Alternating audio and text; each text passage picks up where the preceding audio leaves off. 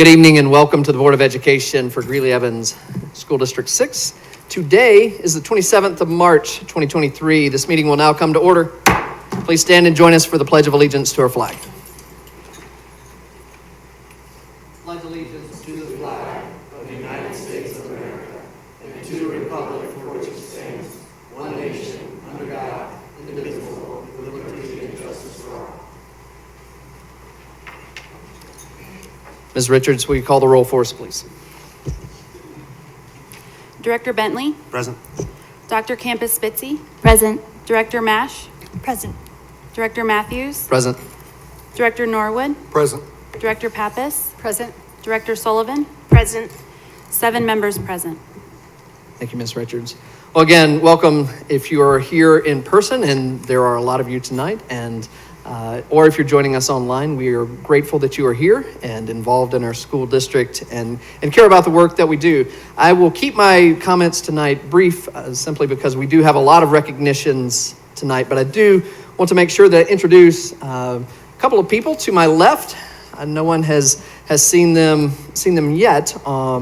But, well, I'm sure people who follow the board meetings have seen. This is Jilly and this is Richard. And so we made a decision a few weeks ago that we want to have student input at every meeting. And Jilly and Richard serve on our district-wide student, what do we call this? Council of Student Reps. Council of Student Reps. I almost wanted to say Student Accountability Committee. Council of Student Representatives. And so they've been serving in that position they've been serving on that council for a number of years, but they are officers in that, and they have been great advisors for us to know what students are saying. So we decided just to give them a permanent place, or at least not necessarily them, we will be rotating students so that other students have a chance to speak, because it's a large job to represent 23,000 students, but Jilly and Richard are up to the task, and we are very glad that you are here with us tonight.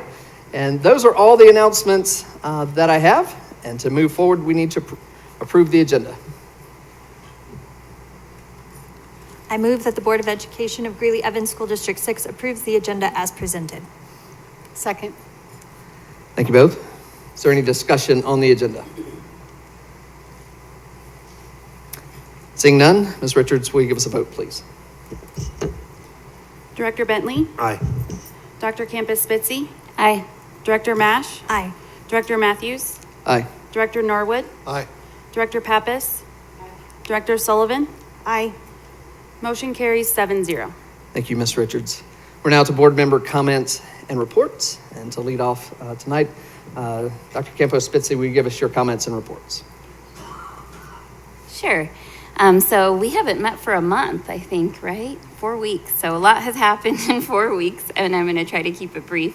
But we started the month of March off with negotiations. It was my first time participating in that process. And as a new board member, I thought all it meant was, negotiating salaries for teachers. But there was so much more that went into it. There's so many other ways that we're able to recruit and retain our teachers and support our teachers. So I was excited to learn about that.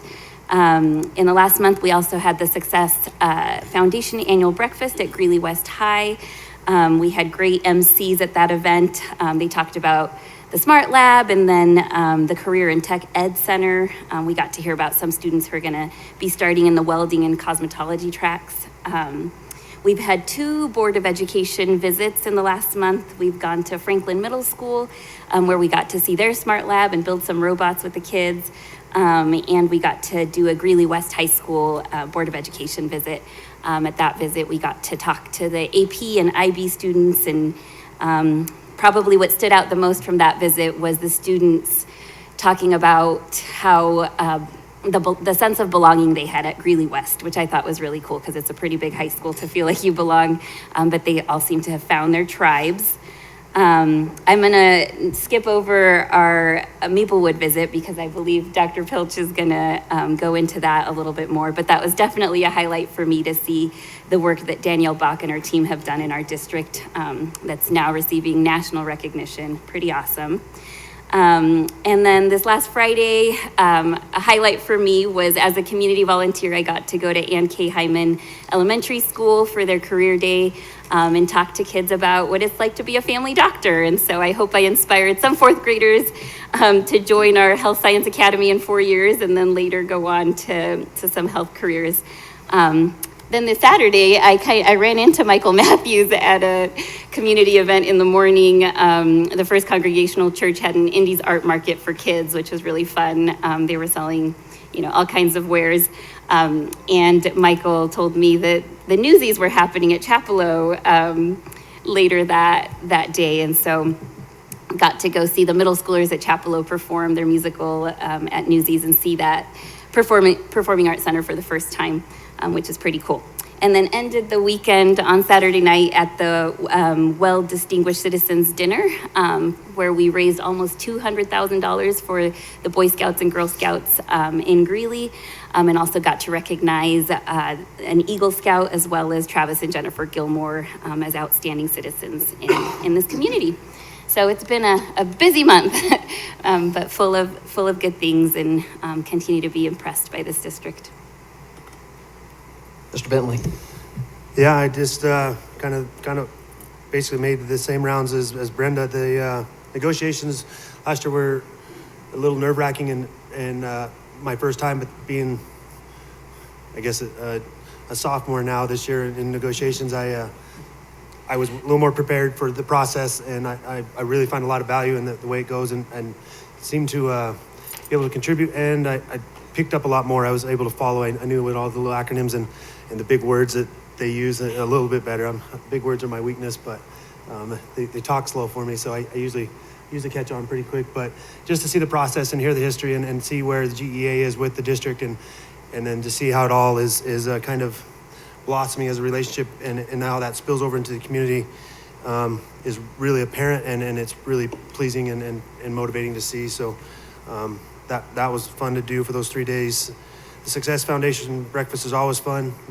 Being at West is great, and I think we've done them other places. Where did we do them last year? At Northridge, yeah. So moving around and just using that beautiful facility, and it was well choreographed and executed by those student MCs. So kudos to them. The Franklin visit was really fun. We got to design T-shirts with the kids in the Smart Lab. I did, at least. Some other people did some of the other stuff, but those kids were amazing and really bright, and just fun to see them putting some of the good work that we've been doing with the Success Foundation and the MLO and all the other stuff. So the Maplewood visit was awesome. I'm sure we're gonna hear a lot about that tonight, but I just wanted to take the second and tell Danielle and her team in the district and Natalie for idea about buying meals or providing free meals after the COVID money ran out.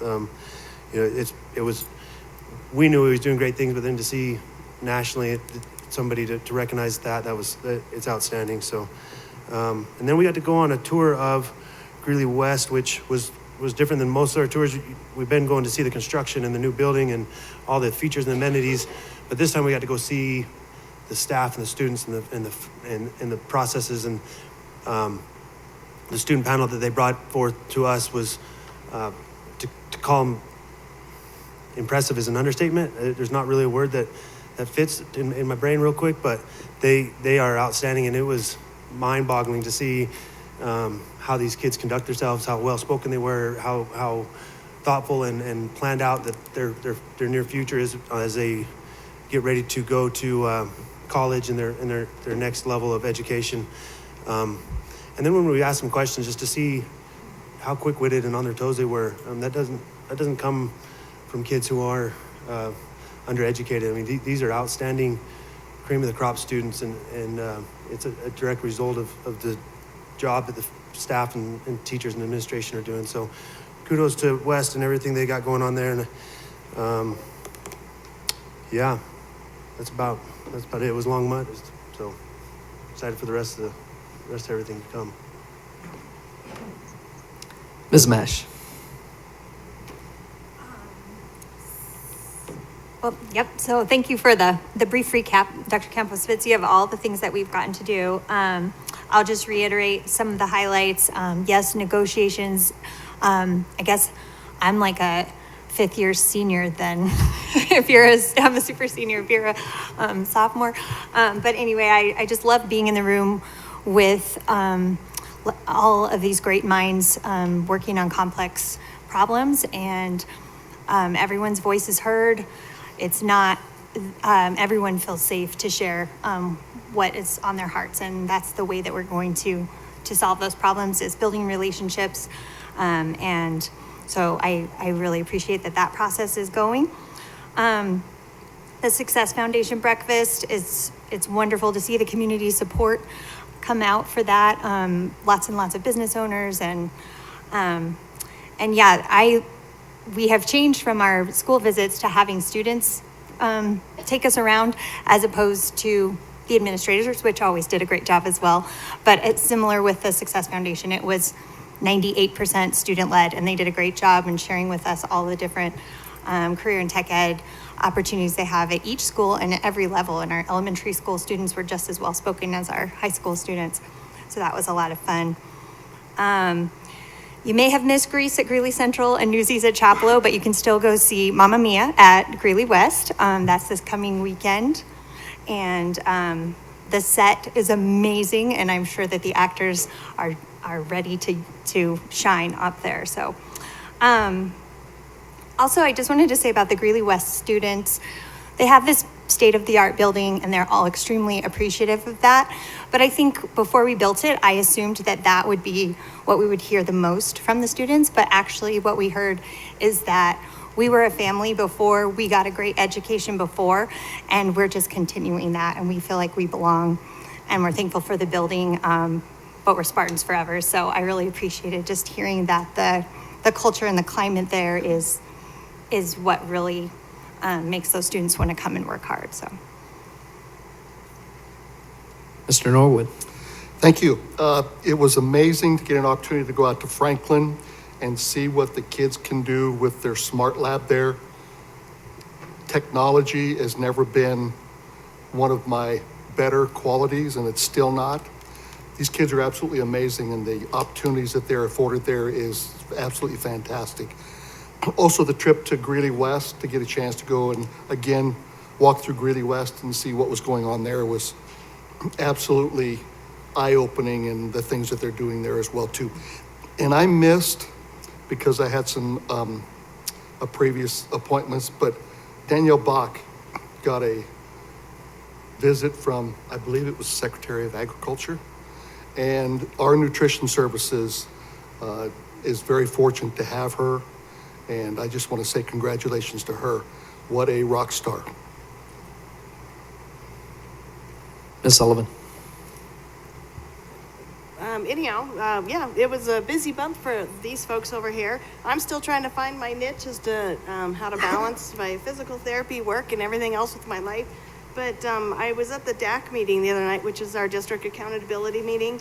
And it's kind of nice to be there because you get to hear the retrospect of other parents who are involved in the schools, and you got to get some hindsight as to how they think and believe. But one thing that was brought up, there was a presentation on the bullying, a new bullying program that they're bringing in, and then I just happened to have an email sitting here about the materials that are out front. So if you get a chance outside, go through the new materials that they're going to be bringing in, and they're actually welcoming parents and family and community member comments on there. So there's just a QR code you just have to go on. So I would encourage you to take advantage of some of that, because that gives you the insight of some of the materials that are going to be within the school. And there was another program that I just learned about that used to be in the schools, according to Dr. Pilch, and it's called the Watchdogs. And we have a gentleman there, and I can't recall his name, but he's a representative from Montford Elementary, but had a cool shirt on and whatnot. But they're called the Watchdogs, and it stands for DAGS for Great Students. And this was in one other school, you said, prior to COVID, I think you said earlier. But I just am really impressed with that, because I like the idea of getting more dads involved, because I think that we're missing that component. Most of our teachers are women, and just to bring in that male leadership role to help, just provide that support for our students, I think that's necessary. So hopefully that program will open back up and expand into the other elementary schools. I was really impressed with it myself. Thank you, Ms. Sullivan. Ms. Pappas. Yes, it has been a busy month, and like everyone else, I enjoyed all the visits to all of the places that we've been able to visit. And again, congrats to Danielle Bach and the nutrition team and everybody else that participated in all of the events this month. The one thing that no one mentioned, but I know people have participated in this before, is the mock interview process that Brenda Rangel at Northridge facilitates for our students that are preparing to go into an internship between their junior and senior years. This internship program has been in existence for many years now, but Brenda was instrumental in getting this program started, and the fact that she organizes these mock interviews for students is just, it has been very powerful, I think, for all young people to have that opportunity to have 2 or 3 interviews with adults in the community. And I just want to give a shout out to her. I know this might be her last year. I think she's passing the torch on. But I just want to thank her for all the work that she's done getting that internship program up and going. And like everyone else, it's been a great month with a lot of exciting opportunities for us. Thank you. And I don't have a lot to add. I will say this. I'll pass out a few thank yous. And one, just to our board members, you guys, if you're listening, you hear how much work that they do. What we make all of our decisions here at this table, but all the inputs come from school visits and from the extra work that they do during the week. And so I appreciate our board members being involved and being engaged in our schools to the degree that they are. It is a lot of time, and it's a significant commitment that they make. And so very thankful to you guys that you make those visits, and we've had a number. And recently I did want to just mention a few things about our Greeley West school, things that I didn't know. One that I didn't know is that this week, and I guess we're still in Ramadan, I'm not really sure, but one of the things that used to happen with because when you pray during Ramadan, you need to wash your feet. And there was not a place to wash their feet. And so something that got included in the building of the new Greeley West High School was a foot washing station. I don't know how many high schools have foot washing stations, but it was so cool to see that was included in the building, that these students were, they said, so appreciative that they were remembered and that they were thought of when that school was built. And we did have one student, as Natalie said, they're Greeley West. They were Greeley West before. They're Greeley West with an old building. They're Greeley West with a new building, and they let us know that. But they also, one student said, a student named Amari, said this. He said, when you come into a place like this, it just makes you want to work. And so I just want to say thank you to our community. We cannot say it enough how much our community has done for the Greeley West Spartans in building that facility and providing for them a school with windows and with enough bathrooms. And so we are just so appreciative, not just for Greeley West, but the entire bond issue and the work that we've been able to do. And we'll echo Mamma Mia again. You can, if you haven't seen Greeley West, you can see it, I think Friday, Saturday, maybe Sunday, I can't remember, but definitely Friday, Saturday. You can see that at Greeley West. And then today we had a school shooting. And that's always difficult for us, not in our district. I think everybody knows, you've probably seen on national news, this was at a Christian school in Nashville. When we were at Maplewood, Daniel Bach being recognized, just last week there was a school shooting in Denver. And guys, we take these, they all feel very personal to us and to everybody in the district. And so our hearts and prayers, number one, go out to Nashville and to those kids, to their parents and their teachers. But also it just makes us appreciative of the security that we have. I know our security team takes those very seriously and very personally as well. And we have such great security in this district. And so not just for John and for Wade, but for all of those who are keeping our kids safe. We are so incredibly thankful. So, all right, that is my report. And so, Ms. Richards, would you give us our work session report? The work session began with a review of upcoming events and meetings. Legal counsel Nathan Fall provided a legislative update, which was discussed by the board. The work session concluded with a debrief from each board member. Thank you, Ms. Richards. We are now to our special items, and we have so many of these, but so many recognitions tonight, and we're so excited. This is the best part of our meetings. And first off tonight, we have our all-state band, orchestra, and choir recognition. And Dr. Pilch, I will give this to you to introduce. Thank you so much, President Matthews. We have a series of recognitions we're going to offer to you all this evening, and we want to start with our students who are all-state band, orchestra, and choir students. And Mr. Anthony Osmus, our Assistant Superintendent of Secondary School Leadership, will lead us through this recognition.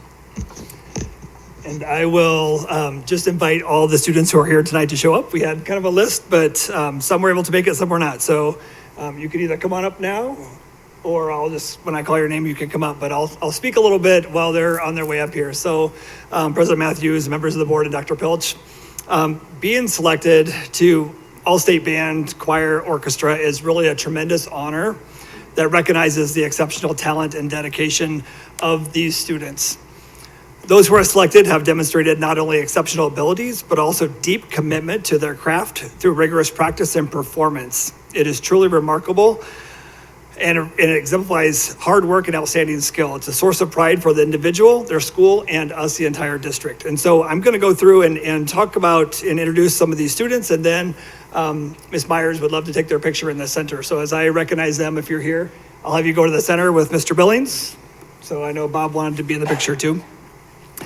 So we'd first like to recognize the students who were nominated or participated in all-state choir at the middle level. So we have two students from Chapelo. We have Whit Matthews and Jane Swisher. Congratulations, come to the middle.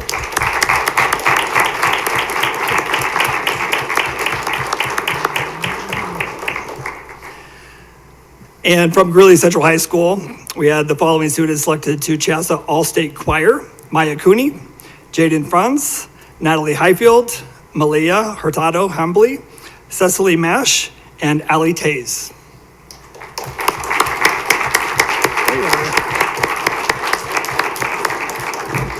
And from Greeley West High School, we had the following students selected to the following groups. So Aaliyah Leos Marquez, All-State Band, Adrian Bolton, All-State Choir, and Josh Rescone, All-State Orchestra.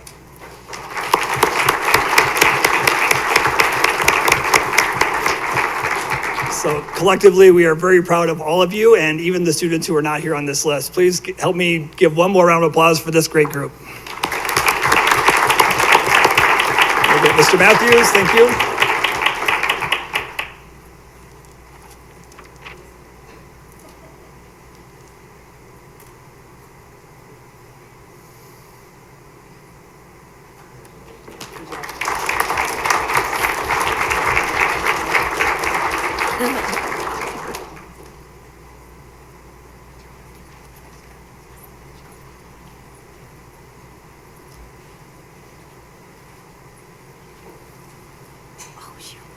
Can I say something before you all leave? Sorry, I am a proud mother of one of those students, but I just wanted to share with you at the beginning of the All-State Choir concert, the clinicians who work with those students are flown in from around the country. They're very accomplished folks, and they come and work with the students across the state. And each one of them just went on and on about the students that they worked with, what a joy they were to work with, just the pride and dignity that those students showed. So thank you to each of you for representing District 6 so well, not only in the state, but to these folks who came from other states as well. Thank you, Ms. Mash, and thank you for being here, and congratulations again to our all-state band, orchestra, and choir students. Next tonight, we have our Northridge JROTC State Marksmanship Champions. And Dr. Pilcher, are there any Any introductions you need to give for this group? Not the first time we've seen them even this year. No, I don't. I think they need very little introduction, and I will just say I don't think anyone else has a trophy that large here tonight. So this must be a really big deal. Mr. Osmus, I'll let you take it from here, sir. So this is a really big deal, and I know we were just here and we were just celebrating ROTC, and they're at it again. So I've invited Mr. Jeff Collins to come up and talk a little bit about what they've been up to, and then on to Major Kinsley. And Mr. Collins is the Assistant Principal Athletic Activity Director at Northridge High School. Yeah, thanks for the opportunity today to share. I'm going to give you a few highlights and then let our students talk a little bit about their experience. It's really been kind of impressive, and personally I've been learning along the way. Marksmanship is not something that you find everywhere, especially at the success that they've had. So just a couple of highlights here. February 2nd through the 4th, they traveled to Anniston, Alabama for the Marine Corps Regional Championships, where they competed against 83 other marksmanship competitors. With a score of almost 1,100 out of a possible 1,200, Tim Longacre qualified for the JROTC National Championship in Camp Perry, Ohio. He finished 68th out of 118 in that event, and that is out of all of the shooters from all of the ROTC services, so Army, Navy, Air Force. Also on March 11th, the team competed in the State Junior Olympics in Denver, finished first, and they qualified for the Civilian Marksmanship Program in June. Christian Kinsley, who's behind me, was the top individual shooter. So I'll let them get in front of you and talk to you a little bit about their experience, because you want to hear from them anyway. All right. Thank you. My name is Christian, and I wanted to start out by thanking you, Mr. Collins and Mr. Asmus, for recognizing us tonight. As the team captain of the air rifle shooting team, I'm extremely proud of what we have accomplished this year. Thanks to our shooters' dedication, and especially to Major Kinsley, our shooting coach, we're on to nationals in June, like he said. So, on a separate note, as the youth ambassador for Toys for Tots, and in coordination with Mr. Asmus, we have coordinated a book giveaway for Title I students in District 6 through the Toys for Tots literacy program. And look for that event in May, and I hope that board members will be able to attend. Thank you. Hi everyone, I'm Ethan. I just wanted to keep this quick. I am one of the first year shooters, one of the 3, and we got to go to nationals over in Alabama just recently, and now we get to go to another nationals up in Ohio, so it's really awesome opportunities, and wish us luck. Hello, I'm Caden. I'm one of the first year shooters as well. I wanted to say this was an amazing opportunity, but also a very chaotic one to say the least. So with the original shooting team, we had a shooter that got injured and could not participate in the March 11th competition. So I ended up joining, practicing, and then going with only 2 weeks of experience. And we ended up taking first, as previously said. I wanted to thank Christian and Major a huge amount for their help. Without Christian staying by my side in that competition and Major's teachings, I would not have done as well as I would have. And I'm pretty sure our team is greatly happy for the Major's help in general as well. I got this massive cup. Massive cup. It's a very, very nice cup. My name is Timothy Longacre. I was here actually like 2 months ago. I don't even know at this point. Can't keep track of time. Not very good at that. I just got back from Camp Perry, Ohio, actually, for nationals, where I placed 68th out of 118 or 144. I can't remember the real number. It just kept changing wherever we'd go and look. But I'd like to say that I wouldn't have done any of the stuff that I've been able to do in like only the past 7 or 8 months now on this shooting team without people like Christian Kinsley, Ethan Kinsley, and the Major, and our missing shooter Leilani White, and of course Caden here. All of these shooters have influenced me in multiple different ways and have changed me as a person and as a shooter. I have never really shot a rifle until probably 10 months ago when we just tried out shooting for the entire battalion, where I learned I could actually shoot a rifle. The only type of gun that I shot before that was Nerf gun with little darts. And I couldn't even aim that well. So getting on this shooting team and just getting to where I am now has really taught me that even if you may not know you have a skill, just being around the right people at the right time can bring out any skill, no matter what it is. It can teach you many things. Like Christian here, him being on the team for 4 years, all of his things, all these things that he's done in those 4 years, all the dedication he has taught me that dedication gets you somewhere. It teaches you about what must be done to get somewhere. Like this shooting team, we wake up at like 5:30, 6 o'clock in the morning to go get on a range in our school every morning. And waking up at those times at the beginning was pretty hard. I'll admit that. It was really hard. But once I got on that range and I saw my team, I was immediately just in it. I was ready to win it. Because I knew I have these guys standing by my side and ready to just go through anything, just to try and place high enough and beat all of our competition. Because we believe in each other as a team. All right, thank you.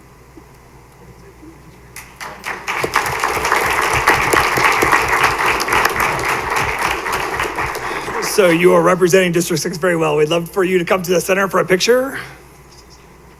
Come on.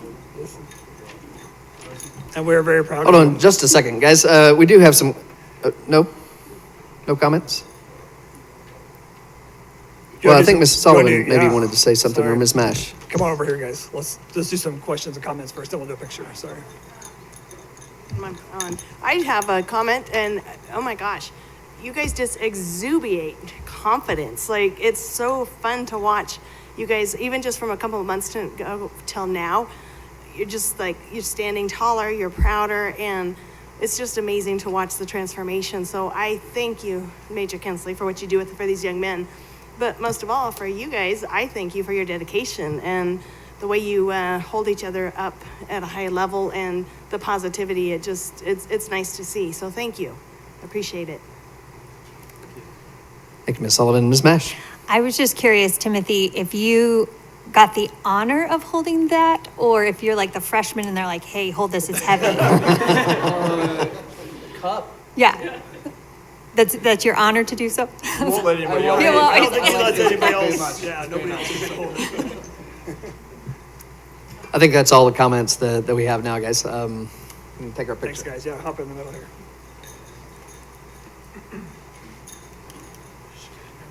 Oh, yeah, for sure. Both teachers. Go ahead. Mr. Collins, go.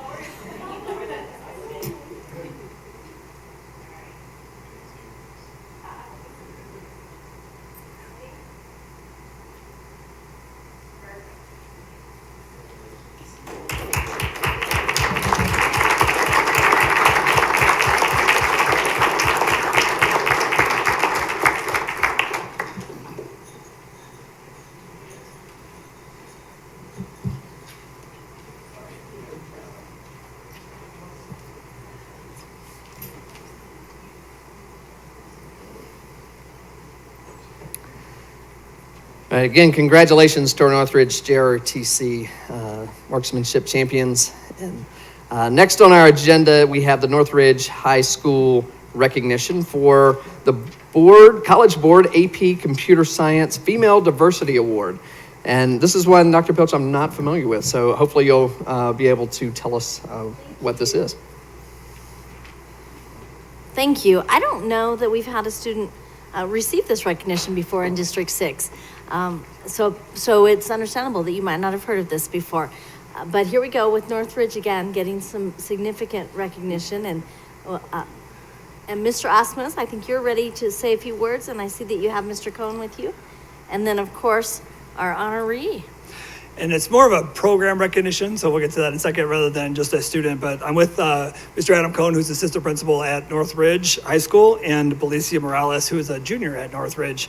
And I'll talk just a little bit here in a second. But women have played a crucial role in the development and advancement of computer science.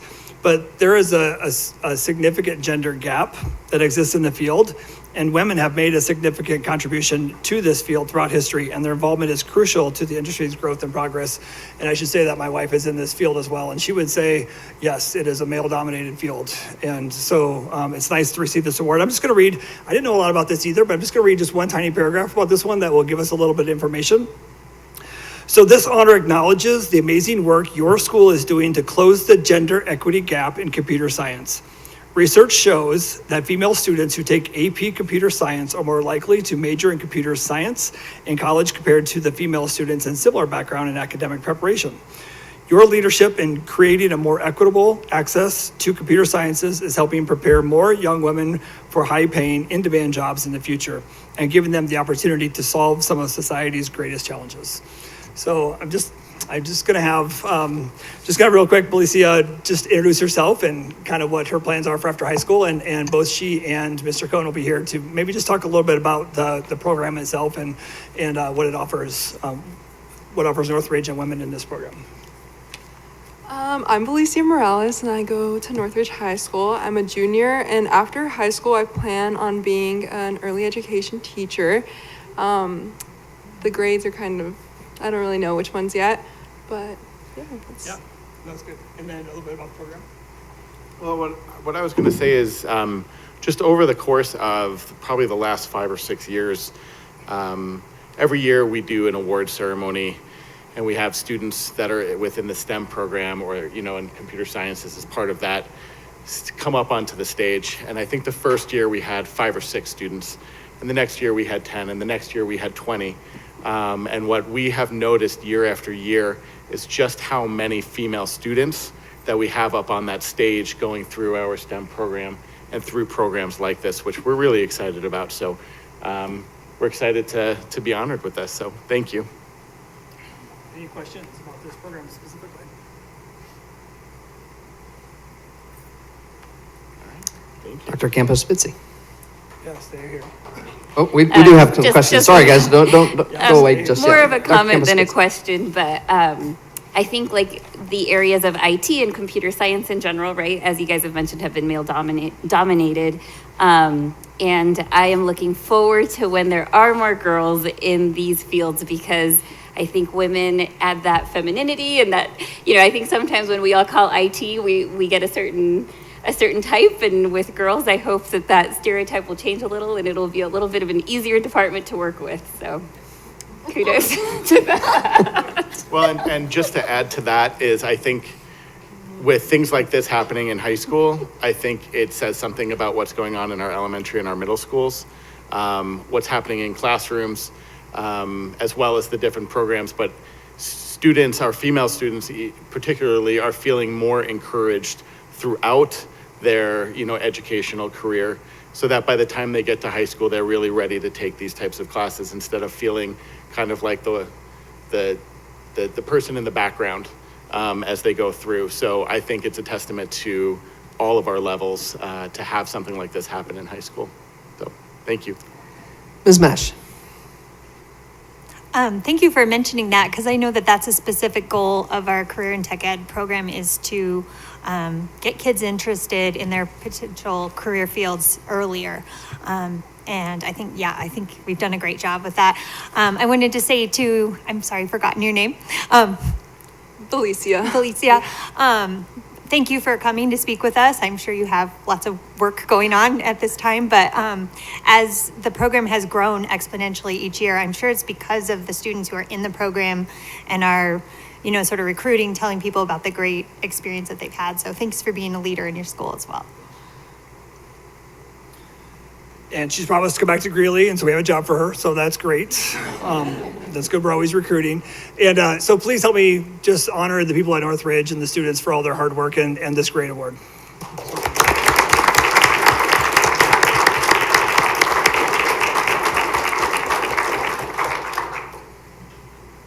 Again, you may be, and rightly thinking, wow, they have some amazing students in District 6, and we certainly do, with all-state choir and all-state orchestra and incredible marksmanship champions.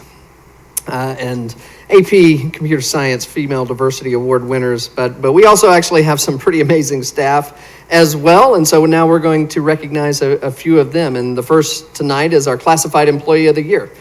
Dr. Pilch, again, I'll give it to you to introduce. Thank you, President Matthews, and it really is an honor to recognize our Classified Employee of the Year.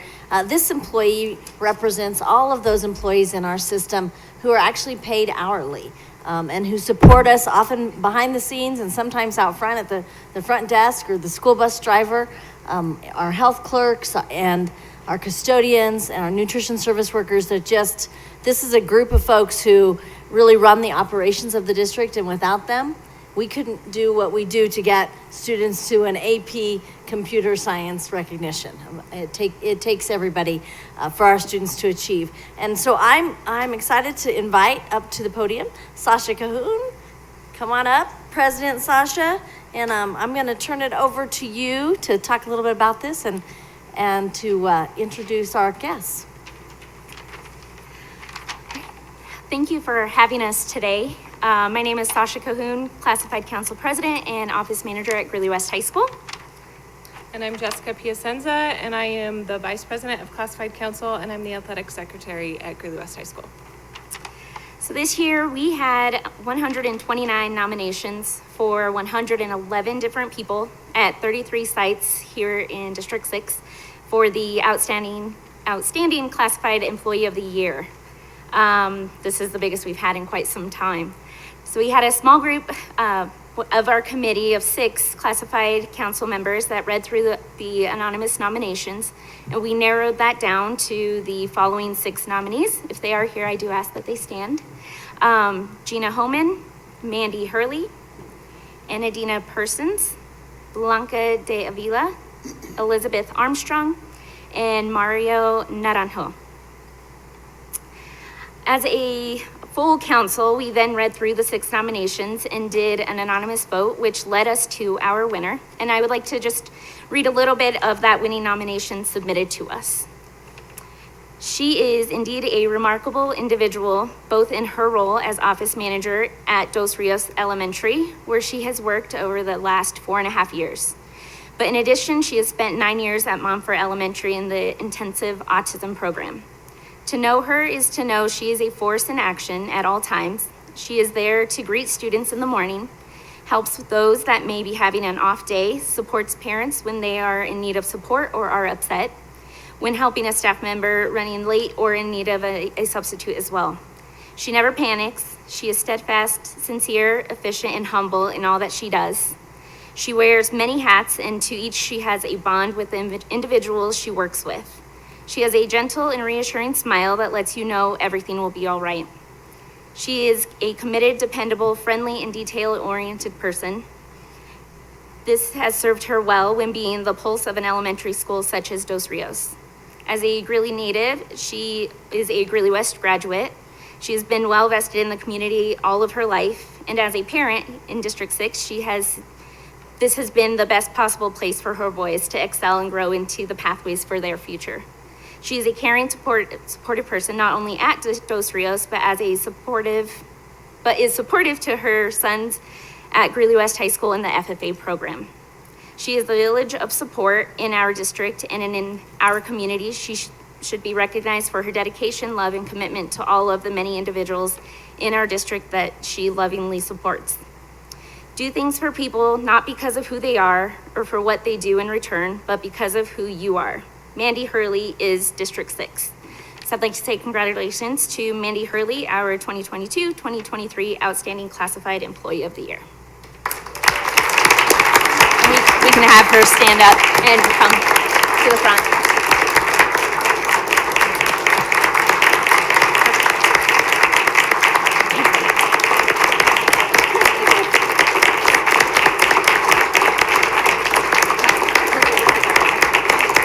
And we'll just go ahead and take a photo, or if you had any comments.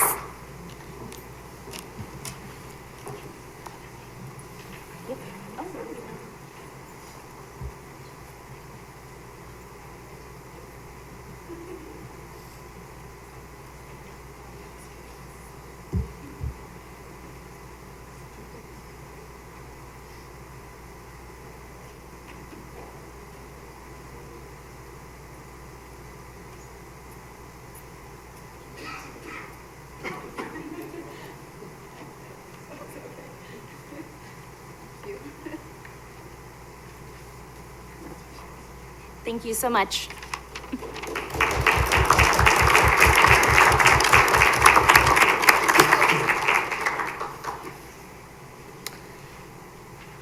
Congratulations, Mandy. Again, I've said this, I feel like I say this about it every week, that to stand out in this district takes something, because we have so many great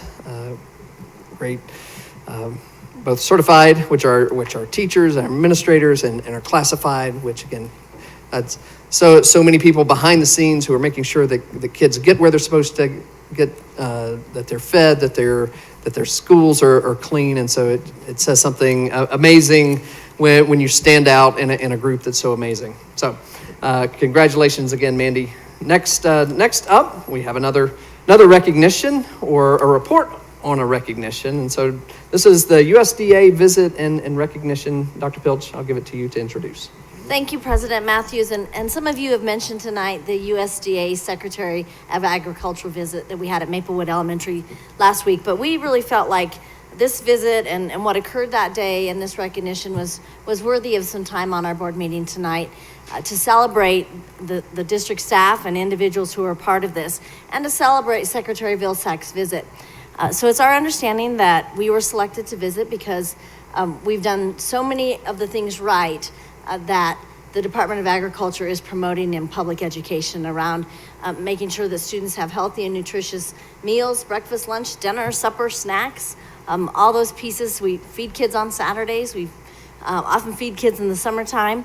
We also have a garden to table program, or a farm to table program in the district, and we work so closely with our local agricultural providers. We are the largest here in Weld County, the largest agricultural producer in the state of Colorado. And so we have this bounty of producers out there that we can work with and partner with, and we have done that. We've also worked really hard to cook from scratch, and that we're now at 50% cooking from scratch. It was at 80 prior to the pandemic, so we'll get back there, but we do much of our cooking from scratch. And then part of what the Secretary also observed at Maplewood Elementary School was what we call a culinary in the classroom. This is a kind of a portable classroom where nutrition services staff come in and teach a culinary arts lesson to elementary students. And so the Secretary got to be a part of that and have a little snack and eat some of the homemade ranch dressing that Nutrition Services makes.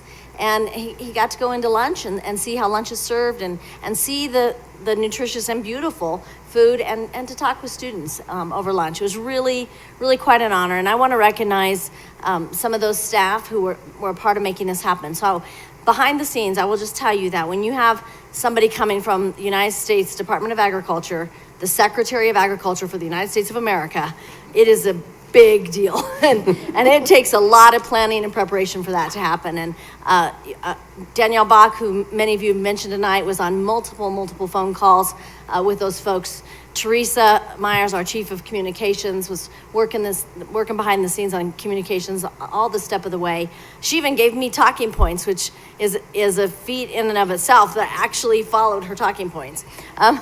And our Chief of Safety and Security and our Director of Safety and Security, really to make sure that we had the safe pieces in place.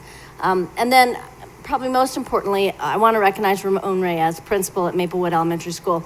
When you bring a guest like this into a school, it can be pretty disruptive. And we welcomed the disruption. I want to be clear. It was truly an honor. And Secretary Vilsack was just a really gentle soul and a kind person and easy to visit with, and truly was here to learn from us and to celebrate us for the great work that's gone on. But I want to first invite Principal Reyes to the podium to introduce some of his staff who are here tonight and talk a little bit about his role and their role in Secretary Vilsack's visit. You know, he was here for a couple of hours, which is really unheard of for someone of this high of ranking in the United States government to come and spend that kind of time in a school. So it was truly our honor. And with that, Mr. Reyes, I'm going to pass it to you to share a little bit and introduce your staff and recognize your staff and celebrate them. Absolutely, actually. So let me take that opportunity right now. We only have a few staff members with us today, but Maplewood, we have over 56 staff members. So to pull something like this together, it was because of everyone in that building. But today, Maplewood staff members, come up here, please, be recognized. I promise that we're not going to talk tonight, Dr. Pilch, but we're going to have them come up. So we have, yeah, absolutely.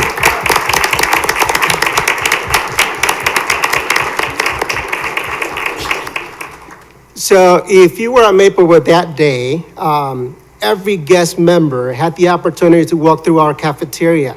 And they spent time with our first graders, first grade scholars. So we have Stephanie Brownlee is a first grade teacher. We also have Madison Peterson. We have Molly Thomas. And for the demonstration on the kitchen, we have Michelle Warner brought in all our scholars to that area. So Michelle, thank you so much. And my amazing assistant principal, who, because of her work, it allowed me time to hang out with everyone who was visiting. So Nidia is right here, also Ms. Martinez-Caro. And Mr. John Miller was the one that helped us all out to put the kitchen materials in our smart lab. So he's an amazing PE teacher as well. But I would like to remind everyone, they are here representing our school, but we have over 56 staff members that helped. Here's a little story behind all this. We were not allowed to share who was coming to Maplewood. And so that's how amazing my staff was. On Monday, I believe it was Monday morning, we gathered them all together and were able to share as much as we could. And one of the things I said was, don't change anything. Be who you are because they're amazing. And so thank you so much, staff. Appreciate it.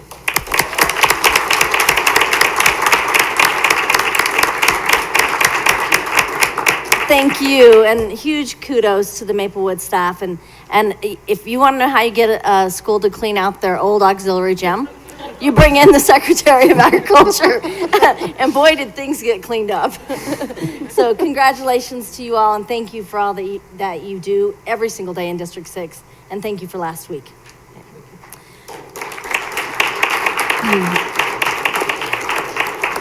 So I also want to recognize Miss Mash. I was at, I think up at the CASE conference last summer, and she texted me, and then, do you have a minute for a call? So then I call her, and she says, what do you think? Do you think we could feed all kids?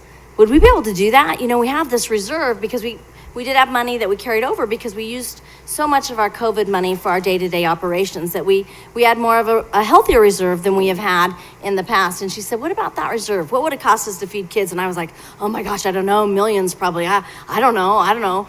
Let me find out. So then I reached out to our chief financial officer and to Danielle Bach in Nutrition Services, and we figured out it was going to cost us about a couple $1 million to feed kids.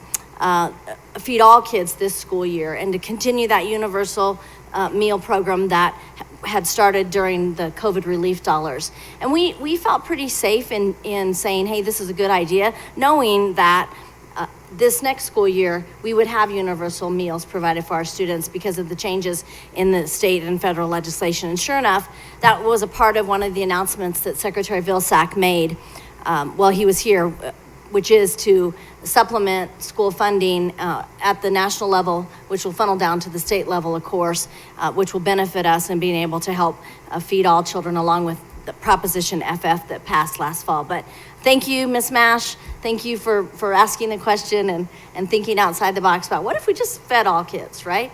And sure enough, we did it. And that was one of the reasons that we were recognized here in District 6, because not all districts have made that commitment to do that for children. The really exciting news about that is we have a higher participation in our meals than we've had in my time in District 6. And that is very exciting. That means if you provide it, they will access it, which means we know that kids are accessing healthy and meals and tasty meals. So with that, I want to introduce the power, the machine behind all of this, who has kept us all moving forward in terms of being on the cutting edge, not only in the state of Colorado, but really in the nation, around what is right for kids around nutrition services. And so with that, I want to introduce Director Danielle Bach and ask her to come up and ask her to share just a few words about the visit last week, and to talk a little bit about her staff, who were such a big part of that. We as leaders, the directors, the superintendents, the you know, we get to be in front and get recognized a lot. And the reality is we could not do what we do without the amazing people who are supporting us every single day to do our work. And Danielle's one of those people who supports me, and I know she's got a whole army of people supporting her. So with that, Danielle, it's your turn. Thank you, Dr. Pilch, and thank you to the Board of Education for this incredibly unique and esteemed honor. We are so grateful to be able to have the opportunity to be here tonight for this recognition that really was substantial. I'm actually kind of sad that Maplewood skirted out the door. Nydia stayed. You know, Dr. Pilch, you just said we have higher participation. I want to share with the board and for everyone watching, prior to the 2000 spring break, 2020, we all remember that day. We fed about 14,000 meals a day in our district. That's a good number. It's a good strong number. 23,000 students, 14,000 meals. It's not bad. It's nothing to sneeze at. And then the pandemic hit, and of course the USDA provided us with the authority and the financial stability we needed to ensure that there was access for every student. And our participation moved up. We were serving about 18,000 meals a day. And then, of course, last fall, thanks to Ms. Maj asking a question and to this board voting unanimously 7-0, we continued that effort of providing equitable access to nutritious meals. And today, we are feeding 19,500 meals a day in this district. So we do continue to just improve upon improve. And I don't know that I fully realized all of our capacity until last Wednesday when Secretary Tom Vilsack was able to come out and visit us and come to Maplewood, and we were able to put on not so much of a show, but really just demonstrate what we do every day. I love that that Principal Reyes said, he said to his team, don't change anything. I said something similar to my team. I said, don't change it today. We'll need more practice to get it right. So just do what you're doing and we'll explain later. And we didn't have to explain because every question that he brought to us, Dr. Pilch and I had the opportunity to spend like 90 minutes with this amazing human being, and I think we knocked his socks off. I really do. I think he about lost it when we told him about the seed depository. That was the deal breaker. He couldn't even handle himself. So I would love to recognize some people, if I may. I would be nowhere, and I mean that literally, were it not for my right-hand man, who is a left-handed woman, Kara Sample, if you'll please come up, our Assistant Director of Nutrition Services. I literally can't do anything without her, and she's the reason that I get out of bed and I come to Greeley every day. Interestingly enough, this visit was planned mostly during spring break. That was a little bit awkward. I do want to give a quick shout out to Casey Pearson, Assistant Director of Communications, and Wade Corliss just snuck in the back door there. Their bosses were both out of town and on vacation, and they stepped up and they helped fill in. I bothered Kara more than I should have while she was on vacation with her 9-year-old. But thankfully, I had this rest of this amazing team behind me. So I would like Rachel Garcia to come up as well. Rachel is our Farm to School coordinator. Rachel Garcia put together a Farm to School bid to bring back our Farm to School program that we lost during our COVID years. And she was able to coordinate the Hoffmans, Han May and Derek Hoffman, owners of Hoffman Farms, literally 3 miles up the road. We will be utilizing 30% of their field yield, 30% of what they're growing will be served to our students in District 6 this next year because of the tireless work that Rachel Garcia does. And then I have my operations team. So Cameron Harrett, Miranda Bowles, Aaron Ship, Anna Meza, you guys all come up.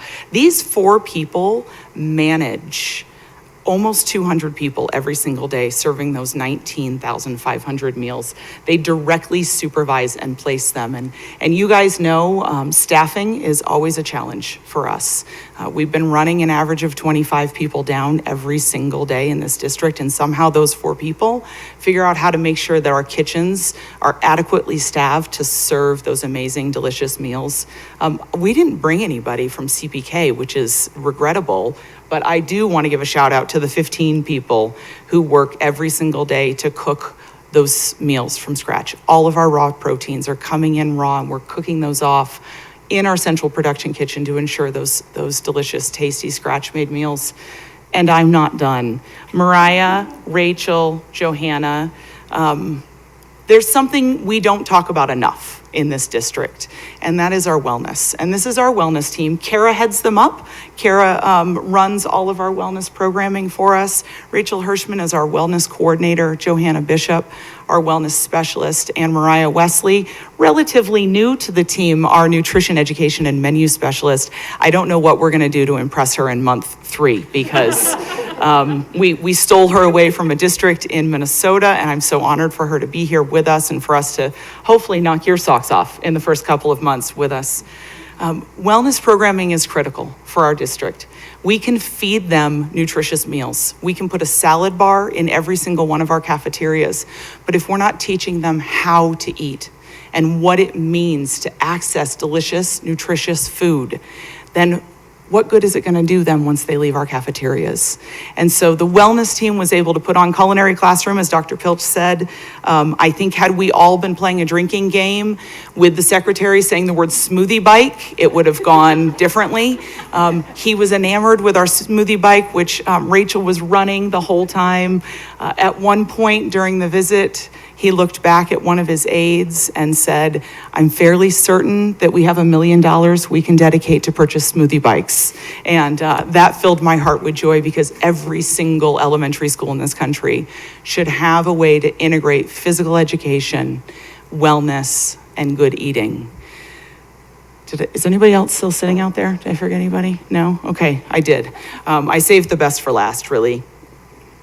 At the end of all of this, you guys, we are amazing and we do this work, but there are 175 school nutrition professionals that enter into this district at our lowest wage, that work their tails off every day to ensure safe, equitable access to those meals. And I am sorry that I could not pack your boardroom with all 200 of them, but if they're listening or watching, I want you guys to know we couldn't do this without you.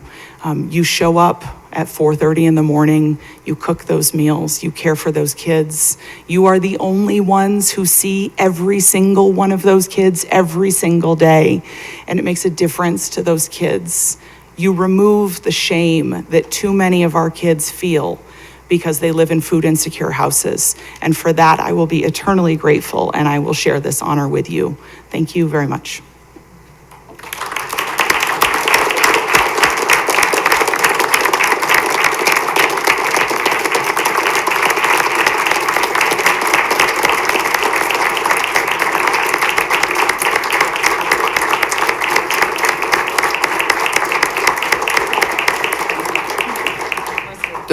Don't go anywhere just yet. We may have some questions or comments for you. And first is from our student representative. I think it's Richard that buzzed, or it's Jilly that buzzed in. On behalf of the students, I'd like to thank you guys.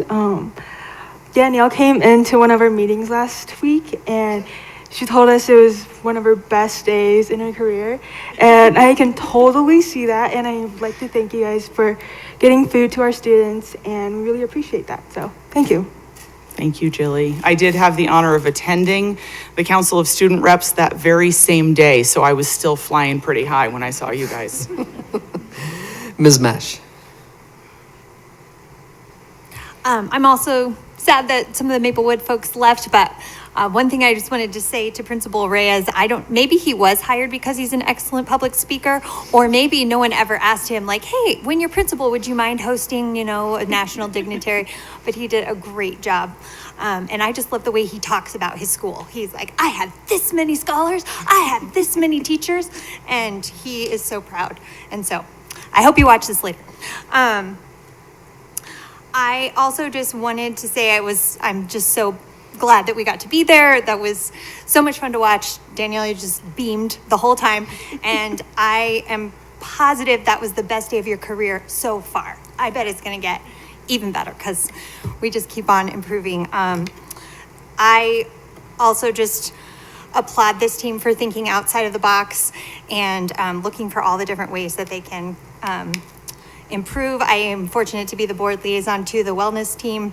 my attendance is sporadic, but every time I'm there, I'm just amazed at, again, all of these brilliant people in the same room with a common purpose to help our children be as healthy as they can so that they can learn the best that they can. I also was going to mention the smoothie bike because the secretary said, I want a smoothie bike in every school in America. So whoever makes smoothie bikes, they're going to be getting a big work order. But I also wanted to say that I don't know if it was a direct quote, but he said, I wish that I could replicate what is happening in District 6 across the country. And I mean, just wow, how it doesn't get any better than that. So I think one of your team, I've forgotten your name, but when you introduced yourself, Meza, is that your last name?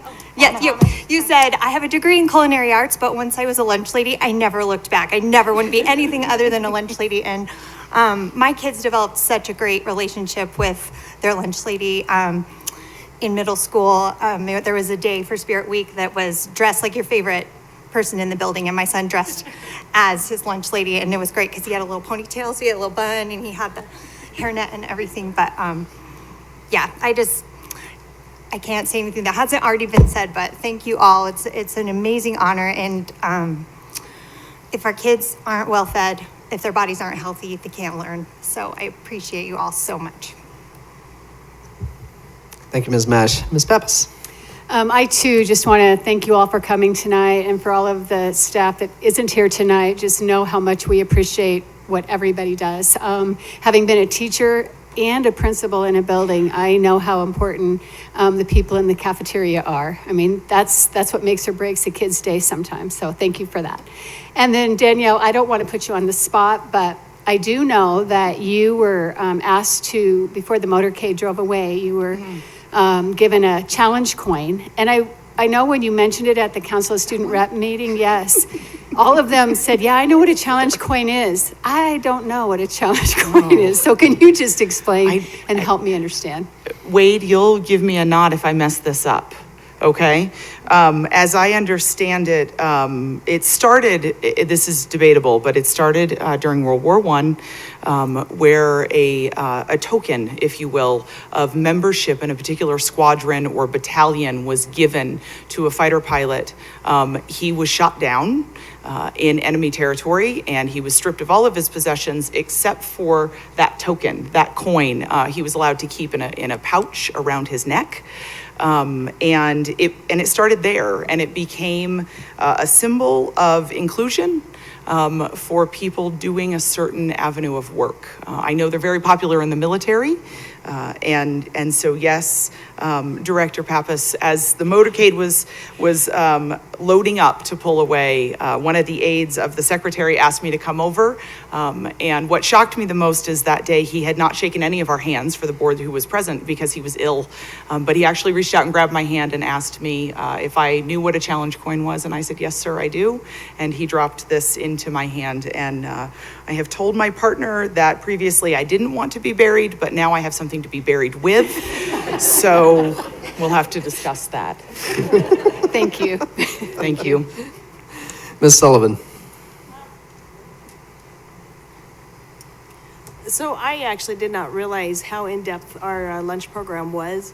And so when I heard you speak the other night at the DAC meeting, I was like trying to keep track of all the programs you have. So to everybody who does support you, I do thank you for the time and the effort and the commitment you guys put in. But Danielle, it's amazing to actually hear you speak because you're very articulate when you speak, and you bring that compassion and your dedication and your compassion to the table, literally, for the students. So thank you for what you've done, because again, I learned a lot of wealth of what you actually bring in your place with our district. So thank you for the time and effort and whatnot. So congratulations. Thank you, Director Sullivan. I appreciate your kind words. I don't see any other board members needing to speak, but I just wanted to say a couple things. One, I'm always learning, and we knew the amazing job that you do, Danielle. That's no secret to us, but I did learn things, and one thing that I learned last week was how important we are to our local farmers. That was amazing to hear, and one of the reasons that we were recognized and you were recognized, that what they want to create, and what we hear is that our smaller farmers are being pushed out of the market. They either have to get big or they have to go away. And what school districts like ours, but it takes a school district like ours that wants to make it happen, and people like you guys that offer a way for them to sell their product and to know that they're going to have a market for what they produce. And that was just incredible to hear, and the difference that we make. And it's just a reminder to everyone, the difference that this institution and this school system means, not just to the kids in this district, but to this community. The other thing that I was reminded of is my wife teaches French, and she had them write recently what they had for dinner. They're learning food vocabulary, and 2 of the 20 wrote that they didn't eat dinner. Now, I got kids that don't eat dinner sometimes too, for one reason or another, and oftentimes they're just running from this place to that place, and so maybe that's all that they meant. But I do know that we have a lot of kids in this community. This is the most nutritious meal that they get, and so thank you for everything that you guys do, all of you. Thank you, Ms. Mash, for making that suggestion. We could not be more proud of all of you. So thank you. Thank you. If I may, Dr. Pilch, I did want to add one thing just for everyone on our school board to know. When you guys voted to authorize the spending of that money, you were the only district in the state of Colorado that chose to do that. We are the only school district in the state of Colorado that chose to continue to feed all of their students at no cost to families. So thank you to you guys, because having our work validated, I know for these people standing behind me, having your support is almost as good as the smiling faces of those children. So thank you, and keep it up. We can't wait for you to come and see how we do what we do. Next time we'll have you come down to the kitchen. Thank you. Thank you.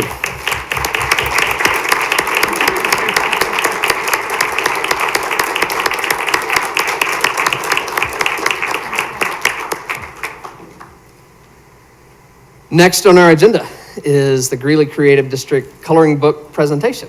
Dr. Pilch, will you please introduce this for us? I certainly will, President Matthews, and I see Mrs. Sandy Magnuson making her way to the podium to talk about this. I just want to say this has been a longstanding tradition in District 6 to have this coloring book contest and to put together a coloring book that is made of artwork of our students. And I will tell you, Sandy, I enjoy sharing this with my grands. My little Aaliyah, who's not so little anymore, will enjoy this. And I want to pass this to you now to share a little bit about this, and thank you for all your work you do for District 6. Please permit me first to add my congratulations to the individuals, the groups, the programs that have been honored and celebrated tonight. My heart is full. We have so many things that are so great in District 6, so thank you. And I also want to clarify, I'm here for the Art Commission rather than the Creative District. And so to President Matthews and each one of you who serves on the Board of Education, thanks for your service to our community, and thanks for supporting many collaborative efforts between the district and the city of Greeley, but most specifically for me, the Art Commission, especially during Youth Art Month every year. And I extend that gratitude to Dr. Pilch, the administrators, and then to Teresa Myers, who every year since 2014 helps us when we make mistakes, helps us do it right, helps us get the books in boxes to kids. Thank you so much, Teresa. It's my privilege to represent just a subgroup of the Greeley Art Commission, and that's the group who designed the 8th edition of our coloring book that represents community art. We prepare the coloring books for young residents and District 6 students who are in the 3rd grade every year in March. We have many goals, but one is that we want our students and their families and their teachers and anyone else who sees the coloring books to recognize and appreciate and even help protect Greeley's vast public art collection. And also to understand that each piece of the collection actually belongs to Greeley citizens, regardless of their ages. The beautiful sculptures, the murals, the utility box covers, our indoor art collection are yours to enjoy. And we hope you will venture out and explore Greeley's amazing public art collection. This year's coloring book features some significant changes that happened largely because of help from the teachers. Our public art coordinator is Kim Snyder. She met with the district art teachers in the fall. She asked for suggestions, feedback, and advice, and they were beyond helpful. And I hope someone from Maplewood is still here because their art teacher, Michelle Lizer-Boren, is on the art commission, and she helps with the coloring book. This year, she took the curriculum language and then connected it to the pieces of art that we chose for the coloring book. And then many of you will know and remember Ed Rogers, who was our longtime district art educator. He worked with Michelle's suggestions and composed questions, language, and additional information. We also went a step further this year and translated for our Spanish-speaking families, which was quite an undertaking, and we're so pleased that it turned out. Now, you've probably already noticed that this year's cover is splashy and flashy. Isn't it fun? If you look on page 2, just inside the cover, you'll see where the language of art, the curriculum concepts are both introduced. And then skip over to the centerfold, which is page 8. That language is mentioned again with some interactive questions for the students. And then I'd like you to turn one page where you will see Gemma Ortega's design for a utility box cover. Folks, when she created this design, she was a student at Franklin. And her design is on a utility box just a few blocks from Franklin on 4th Street and 35th Avenue. So congratulations to Gemma. What an inspiration, what an accomplishment. And can you imagine other kids looking at the coloring book and realizing a student has done something that's become a piece of Greeley's public art collection? Truly amazing. Each time we revise the coloring book, I say this is the best ever, and so it is even again. And so thanks for letting me show it off by sharing it with you this evening. The kids will be getting theirs, I believe, sometime this week, and so you'll be seeing more copies around town. Thanks. Sandy, just a second. Ms. Betts. I just want to thank you for coming again tonight. It's always a pleasure to have you come and share the coloring book with us. And as we talked last week a little bit, I know that translating this into Spanish did add an additional challenge, but it is so appreciated. And I know that our students and families will appreciate it as well. And I, too, am looking forward to sharing this with one of my granddaughters. So thank you so much. Thank you. Dr. Campos-Spitzy. I just want to second Terry's comment. My kids only read and write in Spanish right now, and so I'm super looking forward to giving them this book and challenging them to read. And so really thank you for translating into Spanish. Appreciate it. I promise you, I'm not the one that translated it, but I absolutely advocated for it. So. Thanks. Thank you, Ms. Magnuson. We certainly appreciate your presence here tonight and this gift to us and to our students. Next on our agenda, we have the Council of Student Representatives report. So I'd like to invite our Council of Student Representatives. I was wondering if it would be you guys or if we had other student representatives. So, it's a little different having you here for the entire meeting. Well, welcome, Mr. Asmus. Thank you for being here, guys, and appreciate your report.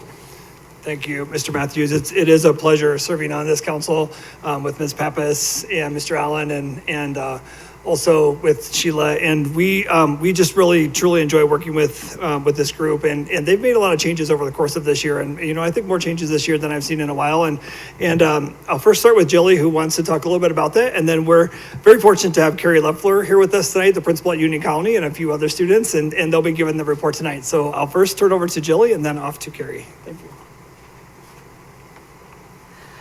Good evening, Dr. Pilch, President Matthews, and school board members.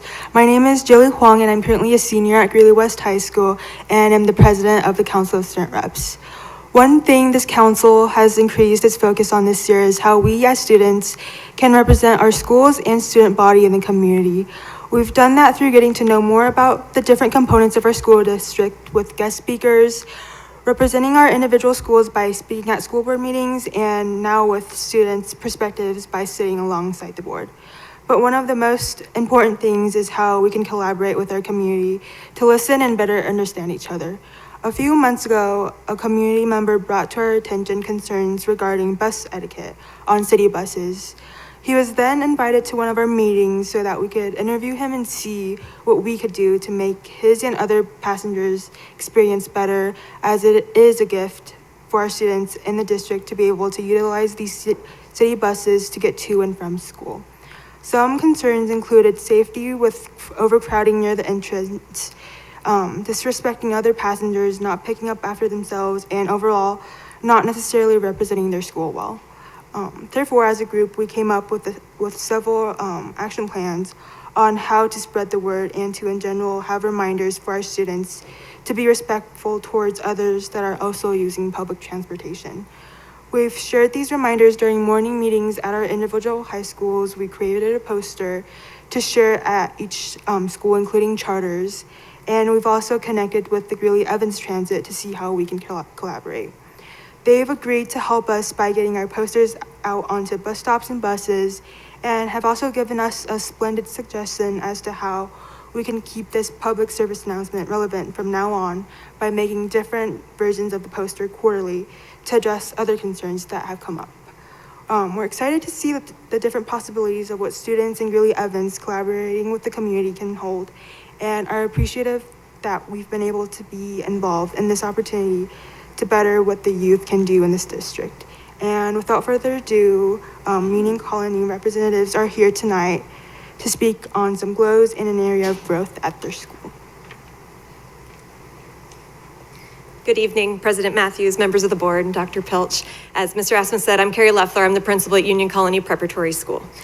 I'm proud to introduce our two Union Colony Preparatory students who serve on the Council of Student Representatives, Junior Richard Alania Canto and Senior Brooklyn Eskew.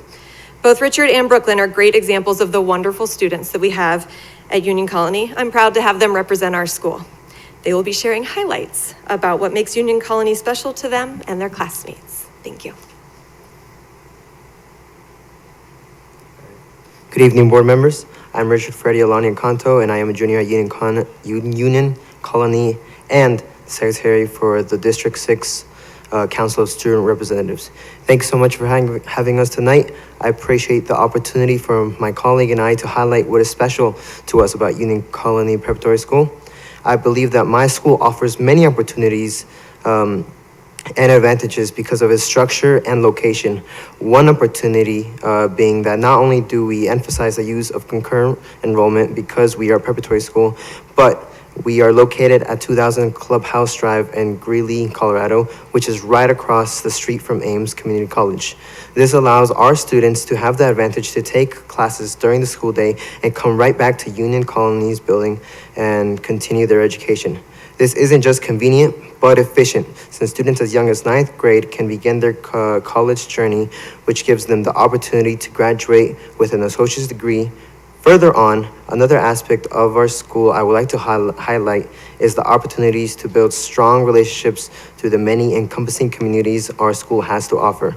As a school of approximately 350 students and 43 staff, Brooklyn and I equally feel that not only does our relationship with our class get stronger over the years, but with our teachers as well. So much, in fact, that once it's time for graduation, graduating seniors are able to choose a teacher of their choosing to give a personalized speech of how their student has grown over the years and the characteristics that make them so special.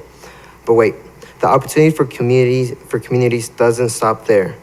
Even though we are a preparatory school that focuses on preparing students to succeed in college, we also offer many different clubs and activities.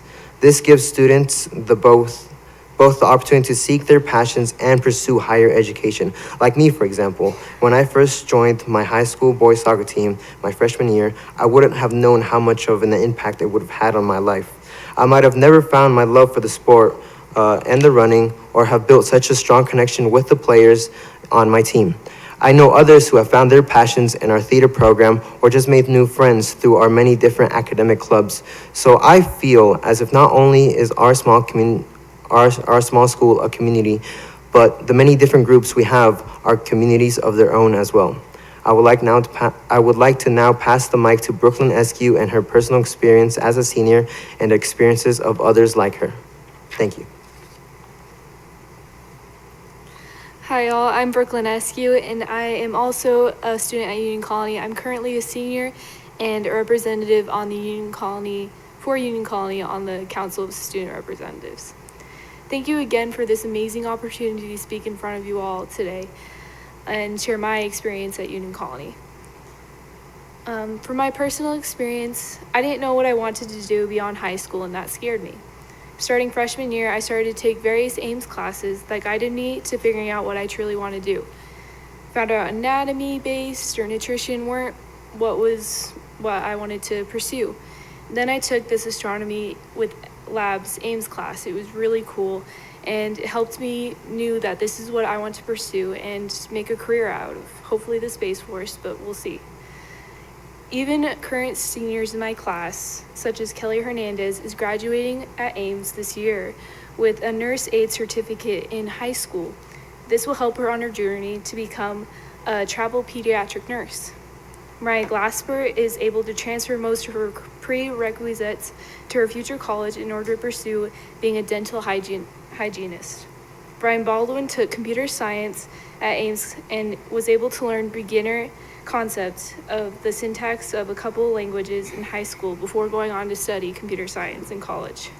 Even alumni who graduated from our school feel prepared with time management skills and study skills as they balanced high school career, college career, and extracurricular activities at Union Colony. Overall, now I am no longer worried to go on to college, but very excited. I feel prepared not only academically, but knowing what I want to pursue. I will now pass the mic on to Richard to talk about areas of improvement. A possible area of improvement we would like to talk about is communication.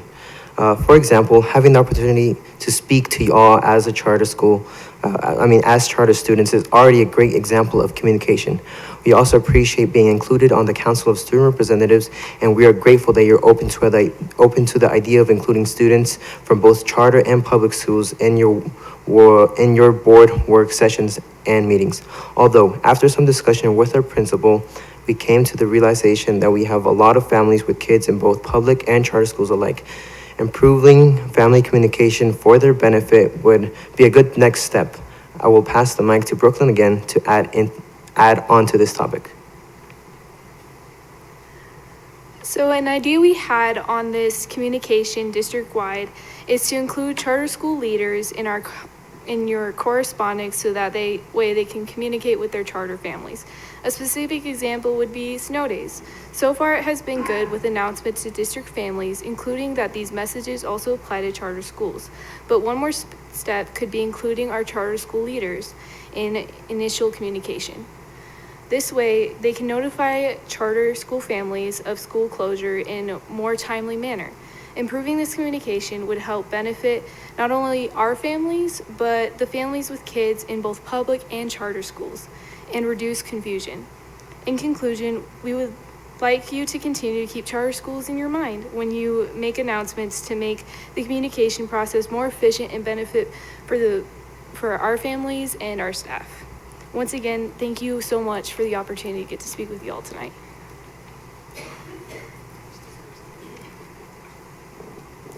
Well, thank you guys for being here tonight. We may have a few comments or questions for you, and I do think we have one. Ms. Sullivan.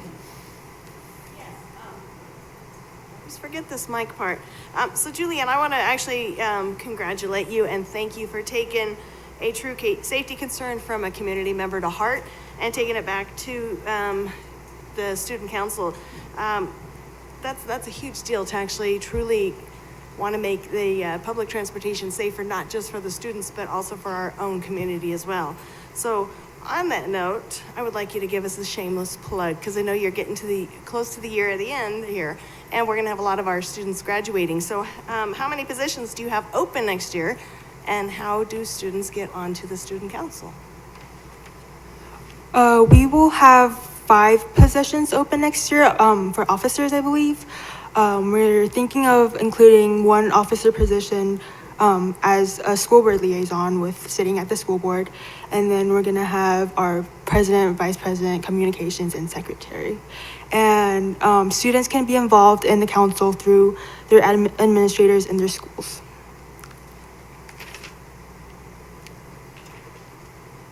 I don't see any other questions or comments for you guys. I will just say thank you again for being here. I know how busy you all are, especially at this time of year. And I know that applies to students and also administrators, but thank you for being here. Jilly and Richard have been here since at least 4:30 today. We're at 7:30 now. And so just to take that chunk of time to be here with us and to provide us your perspective. Again, we're so thankful for you guys, and thank you for being here tonight.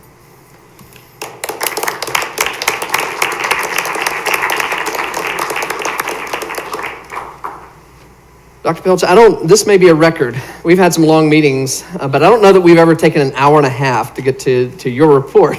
But we're now to our superintendent's report, and we certainly welcome it. Thank you, President Matthews. I think that means that I need to be brief if it's taken that long to get here. First, I want to introduce to you Ms. Megan Karponik. Megan is our recommendation for assistant principal at Northridge High School. Come on up, Megan. Let's everybody stare at you a little bit. Megan takes a position that is currently held by Marky Swank. Marky Ramirez, has been selected as the principal at Mountain View High School in the Thompson School District.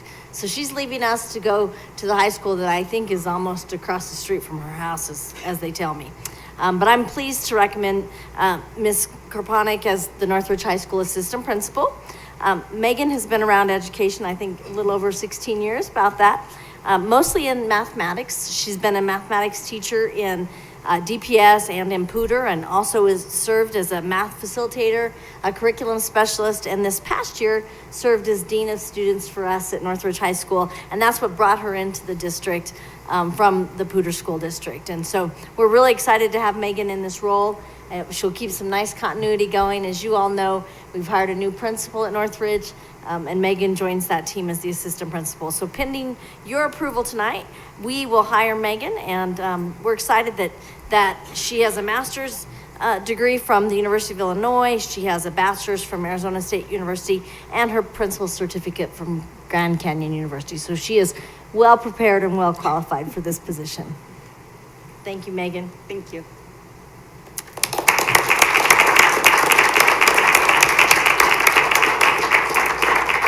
So the Daniels Fund Scholars were recently announced here in our community, and this is just a big deal to receive the Daniels Scholarship. It is a scholarship that's awarded in Wyoming, Colorado, Utah, and New Mexico, I believe. And they had over 2,000 applicants. 238 applicants were selected total out of the 4 states, and we're proud to have 4 students who are Daniels Fund Scholarships, and they will receive around $100,000 annually for their college education. So Haley Walter from Early College Academy, Kylie Wolf from Greeley-West High School, Raymond Castillo from Frontier Academy, and Rhiannon Hampton from University High School. So congratulations to those Daniel Fund Scholars. And then finally, I want to share with you another really cool recognition that is coming to District 6 later this week. We have learned that Prairie Heights Middle School and the Summit program are being observed and recognized by the Chan Zuckerberg Initiative. So this is Mark Zuckerberg and his wife's philanthropic initiative to help advance science, education, and technology. And we, Prairie Heights, has been selected for a visit because of their work with the Summit program and their outstanding work there, moving that school to performance as a part of the transformative network with the state of Colorado. And we're just really excited to have this visit. They're bringing a team in and some media in on Thursday to learn more about the Summit program at Prairie Heights. So nice recognition for District 6. And I think that having the founder and his wife, the founder of Facebook and his wife, knowing a little bit about District 6 cannot be a bad thing. I think it's got to be a good thing. So congratulations to Prairie Heights, and we'll give you an update later this week on how that visit goes. Thank you. Thank you, Dr. Pilch. Next on our agenda is our Innovation 2030 update on Goal 1 and Goal 2, family partners and external stakeholders. I'd like to invite our presenters to come forward. Dr. Pilch, are there any words of introduction you need to offer as they come forward? I'll just introduce to you Dr. Stacy Dattery, Assistant Superintendent of Elementary and K-8 Schools and Academic Achievement, and she'll introduce her co-presenters. And then Teresa Myers, our Chief of Communications, is also one of the co-leads on our strengthening partnerships and of Goal 1 and 2 of strengthening partnerships. Thank you, Dr. Dattery. Thank you, Dr. Pilch. Whoa, thank you. President Matthews and members of the board, it is our honor this evening to share with you this Strengthening Partnerships update. And tonight we are actually joining forces. They're way back there. They do tend to step way back. Mr. Teresa Myers and our team, David and Mr. Tijerina, who is not able to stay with us this evening, but we all decided let's do a full update on all of this work, as there's so much good work going on in terms of the partnerships and continuing to do the work in our, not only internally across our district community, but also with our external stakeholders. So we're going to share a little bit of that with you tonight. And as we know, this work is all grounded in our District 6 mission and our vision of engaging, empowering, and inspiring today's students in partnership with families and communities to succeed in tomorrow's world. And so what I love about that vision is it really is all about the partnership work, and that's an essential component. So this really solidly is in the values of, all of these values truly, but those two that really popped out as we were thinking about the work we were sharing with you this evening is about we build positive relationships with students, families, and communities, and also that we promote access, opportunity, and choice. And I think you'll really see that as we share our update with you tonight. So again, all 4 of these focus areas are a part of I-2030, but tonight it's about strengthening partnerships.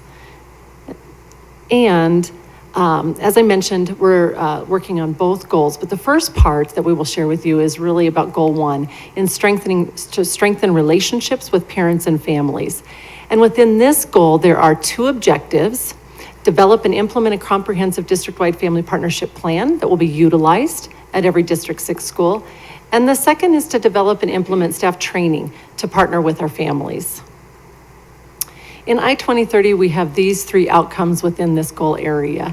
And tonight we will share where we are at in our progressing toward these outcomes and where that is at, both in how we are including family engagement as a part of our annual improvement plan, also in the satisfaction of families as it relates to the climate of their school, and our school-based staff training and how that is coming along to support our school-based staff in creating those family partnerships to support student learning and achievement. So I'm going to turn it over now to Mr. David Reyes. He is our coordinator for family engagement over at our family center, and he also has brought with him one of our parent-family advocates, and so they will share a little bit more with you about the actions that we have been taking in our first goal. So David. Thank you, Dr. Dattery. Appreciate the introduction. School board members, just wanted to give you a quick update from last year about this time. We were able to talk about the partnership that we created with Colorado Education Initiative. We spent a lot of the time last year developing an action plan, and for the 22-23 school year, we were able to actually roll it out to 5 what we're calling Phase 1 schools, which are Maplewood, Scott, and Meeker Elementary, D6 Online Academy, and Franklin Middle School. So the work continues to stay correlated with Innovation 2030. That way everybody's on the same page. We gave you an update last year, and I gave you an update last month in regards to our parent family advocates. We have advocates at every elementary, middle, and K-8 school. We provide professional development with them on a monthly basis, and we cover different things. Most recently, elevating your role as a parent liaison coursework through Colorado Department of Education. So it is a 10 framework coursework that we went through together as a group, where we were able to share ideas and talk about the different practices that we are able to implement at each individual school. We also cover cultural proficiency training with our parent family advocates. That way they're have better tools to engage in the work, and also voice visit training. So when I say voice visits, I always get a couple eyebrows that pop up. Essentially what voice visits are home visits. And what we're trying to do here with partnership with Colorado Education Initiative through Innovation 2030 is change that framework and that mindset on what a home visit is for. Home visits historically have had a negative connotation to them in regards to why we're doing those home visits, whether it's bad behavior, bad grades, lack of attendance. Like I said, we're trying to change the mindset of a home visit. It's a voice visit. It's an opportunity for families and staff members to get together at the table and share their voices in regards to that particular student. So I have the honor to have one of our parent and family advocates join me to talk briefly about his experience at Meeker Elementary with voice visits. And Ms. Nass, I appreciate you saying that your child dressed up as a lunch lady. So here's a picture of Leo, students dressed up as their favorite teacher. And as you can see, one of the students at Meeker Elementary dressed just like Leo. So I'd like to introduce Leo. Hello, everybody. Thank you, Dave, for introducing me. My name is Leo Chaitis. This is my first year as a parent family advocate at Meeker. I'm going to be talking to you guys a little bit about voice visits.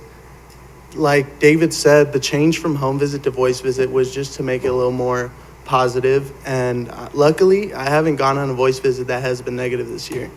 There's not a specific structure to it.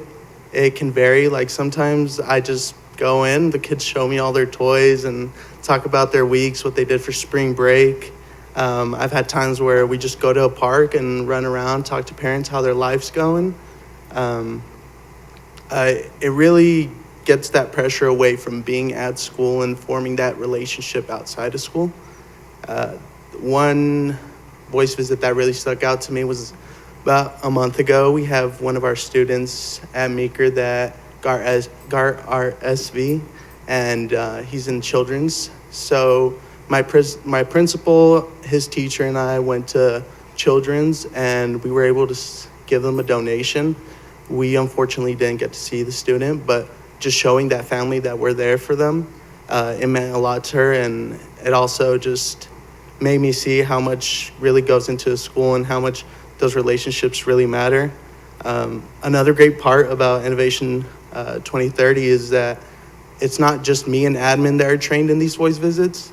There's several teachers, and that takes off a lot of pressure just because they can also go on those voice visits themselves. I know several teachers at my school that have goals to make a certain amount of voice visits with their students just to get them to get to know them a little better. I actually grew up in District 6, and I think this is a great change to see, just to get to know students a little better and show them that you care about them. And yeah, that's about it. Thank you, guys. Thank you, Leo. I appreciate you sharing your experience with voice visits. When I was talking to Leo about coming to the board presentation, he said He's a product of D6. He's like, I never had a voice visit. And he said it with this face, this look on his face where he was super disappointed. So thank you, Leo, for the work that you do with students and families. It's greatly appreciated. A couple action steps, like I said, we've partnered with CEI. We've also partnered with the Colorado Department of Education, more specifically the FSCP, which is the Family, School, and Community Partnership Framework. It's a tool for building administrators to use with their team to identify specifically what they want to focus on in regards to parent and family engagement so that they can use that to embed into their UIP. So later on in the presentation, I'll show you a few numbers about data that's trending in the right direction. We've also partnered with Keystone Policy Center to provide that voice visit training. And it's actually catching fire because folks in our FSCP community are hearing about voice visits. They're like, what is a voice visit? And I'm like, it's a home visit, except we're trying to frame it in a positive mindset. And not necessarily do these visits have to happen at home. Like Leo said, he went out to Children's Hospital to do that. We've had a couple staff members go to a doctor's appointment and have a voice visit while the family is waiting to get in to see the doctor. So voice visits can happen anywhere. We've partnered with ReachWell to enhance parent and family communication. So just like the students were talking about earlier before, communication is a big thing, right? And so with ReachWell, it translates information out to families in over 100 different languages. The neat thing about ReachWell is you can have two-way communication with families and school personnel. So, and we're also implementing principal chats. I'll talk about that here in a little bit. So some numbers, 130 staff members here in District 6 have been trained in voice visits. And if you think about it, we started training in the beginning of September all the way until February. So we actually had to cancel 2 additional trainings in the month of February because our person at Keystone Policy Center came down with COVID, and so we had to cancel those. So I know Maplewood is one of the schools, and Mr. Reyes keeps calling me. He's like, when are we going to get these voice visits done at my school? His whole building wants to get trained. We've had over 392 total voice visits that have been completed here in District 6. Again, changing that mindset of the home visit, because sometimes there's a fear of why a home visit should be done, right? So empathy interviews, nearly 500 conducted. Essentially what an empathy interview is a one-on-one interview with families, just asking them simple questions about what's important for their students' education. Again, ReachWell, we have a total of 8 sites here. Mother Read, Father Read, we've extended it to 4 additional schools. Mother Read, Father Read is essentially a tool that's surrounded around literacy. And it's a tool that we're using at those 4 individual schools to increase parent engagement and also give families the tools to engage with their students around literacy at home. Again, we've conducted 2 site visits. When Mr. Reyes isn't here, we had done this site visit over at Maplewood 2 weeks prior to that big one that happened last week, right? And so I truly apologize that we did that to you, Mr. Reyes, but the site visit at your school went amazingly. We had over 30 folks that attended. Our other Phase 1 schools were able to attend the event where they were able to see all the partnership activities that they were doing with their families. And our Colorado Education Initiative folks were there to see how we're doing with the implementation of Innovation 2030. Numbers. Do you want to do this one, Dr. Dattery? Yep. I sure can. So our outcome data, as I mentioned to you earlier, these are the measures that we are tracking. And the first is that we're looking for, by 2025, 85% of our families surveyed will indicate satisfaction with school climate as it is measured on the annual parent survey. So in 21-22 school year last year, we were at 74%, and that has increased to 77% this year. So as he mentioned, trending, all this data is really trending in the right direction, as is the next outcome data measure of same year. By 2025, we're really looking at 90% of our schools having a family engagement goal or strategy within their unified improvement plan. Now, while it went from 33 to 42%, you might think, oh my goodness, we need to get to 90%. As we think about all the work that David has been sharing and we think about where we've been with implementing, just now being able to implement in year 1, this district-wide family and parent partnership plan. It really stands to reason why this will just continue to now grow and increase, and we really should be able to hit that goal by 2025 of that 90%. So more and more of our schools embracing this work, knowing what that looks like, and then putting that into their Unified Improvement Plan work. So next steps, David? Yeah, so like Dr. Dattery said, we are looking at 5 to 7 different schools to implement phase 2. So essentially all the work that we've been doing with our first phase 1 schools will then continue into phase 2 schools while providing support for those phase 1 schools, because the work never stops, right? We roll it out 1 year. The expectation on my end is to continue providing support to help that specific school move forward. Continue to expand Mother Read, Father Read as a tool for our parent family advocates to get family engagement in the buildings. We actually have training scheduled for June 6th, 7th, and 8th at the Family Center, and just continued support for the parent family advocates.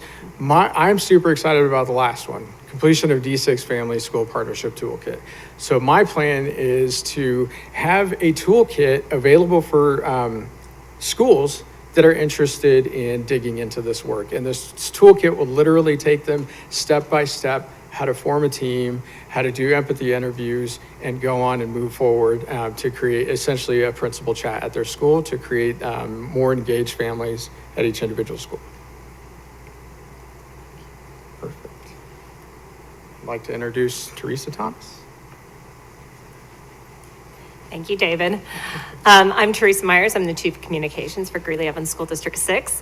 And I am working along with our Assistant Superintendent of Human Resources, Annette Overton, and our principal of Hyman Elementary School, Ann Ramirez, on this goal. And we have some big work to do in this goal, and we're very excited about it.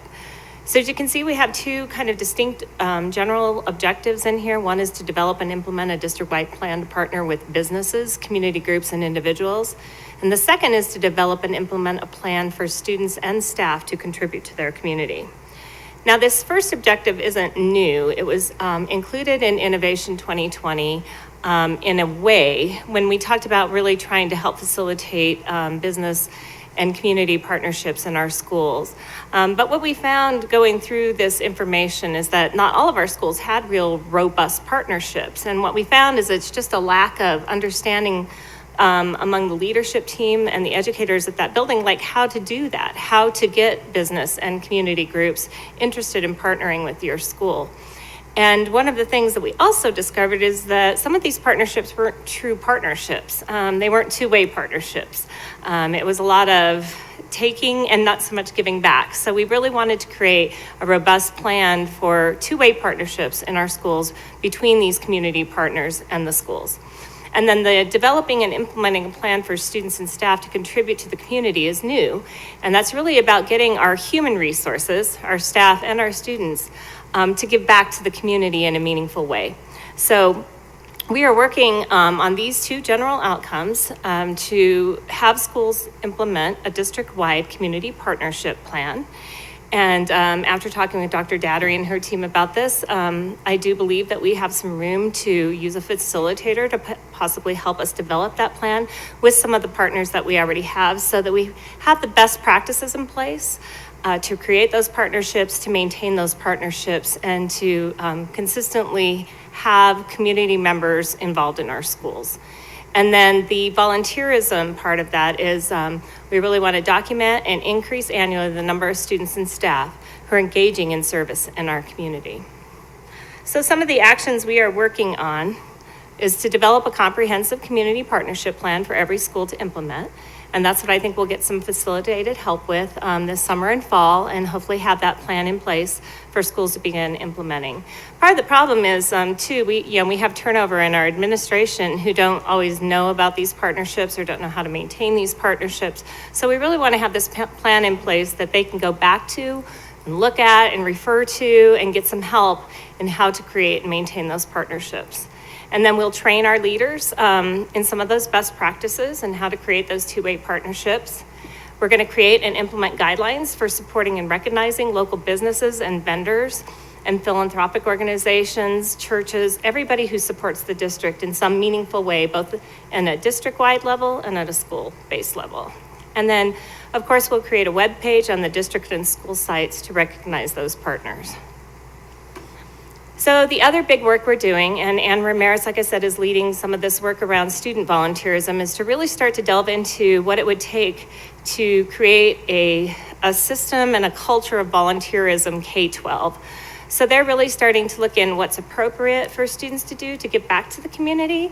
We know a lot of organizations won't let young children physically volunteer at their facilities, but there's lots of projects and events that students can host to give back to their community.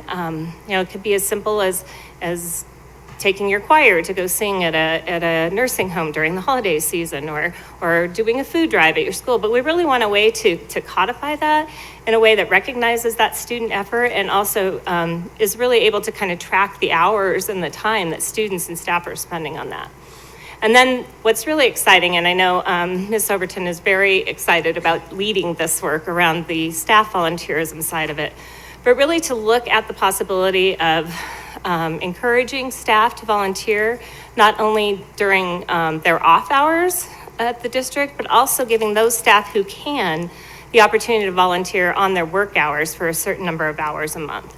So Ms. Overton and her team are looking at different ways to do that. They're looking throughout the community at opportunities to partner with, especially those who partner with us already, United Way, Habitat, a lot of those groups that we could give back to in a meaningful way and maybe do a little bit of that during a few hours of contract time a month. So we're looking into that. And they're also looking at a way to recognize those employees and students.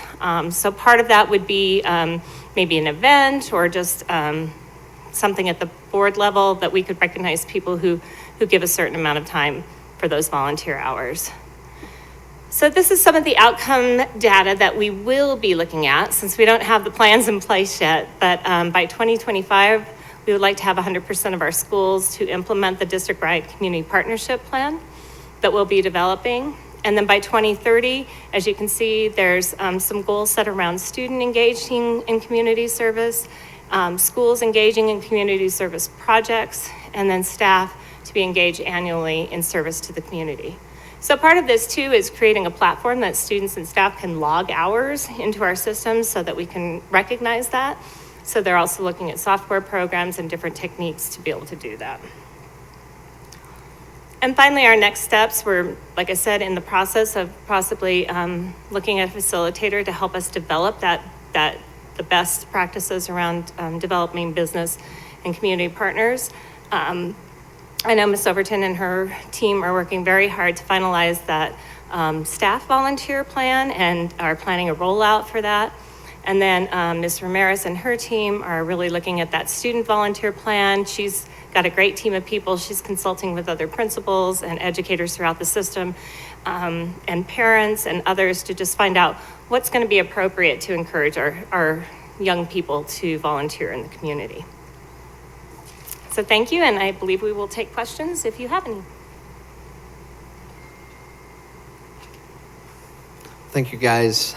Thank you for that report, and I do think we probably will have some questions for you. I know we have at least one, and is it Jilly or Richard? I'm getting, okay, all right. Jilly. I have a question regarding something from Goal 1. Something that caught my ear was the reach well.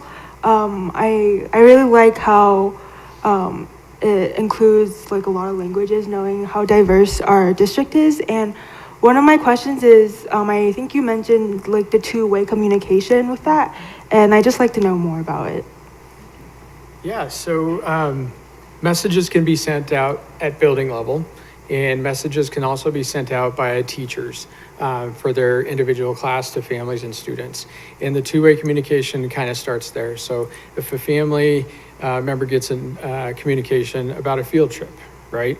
That parent or guardian can go ahead and message the app back, and it'll translate it to English or whatever the primary languages of the teacher into their primary language. So then that two-way communication can start to happen. Does that make sense?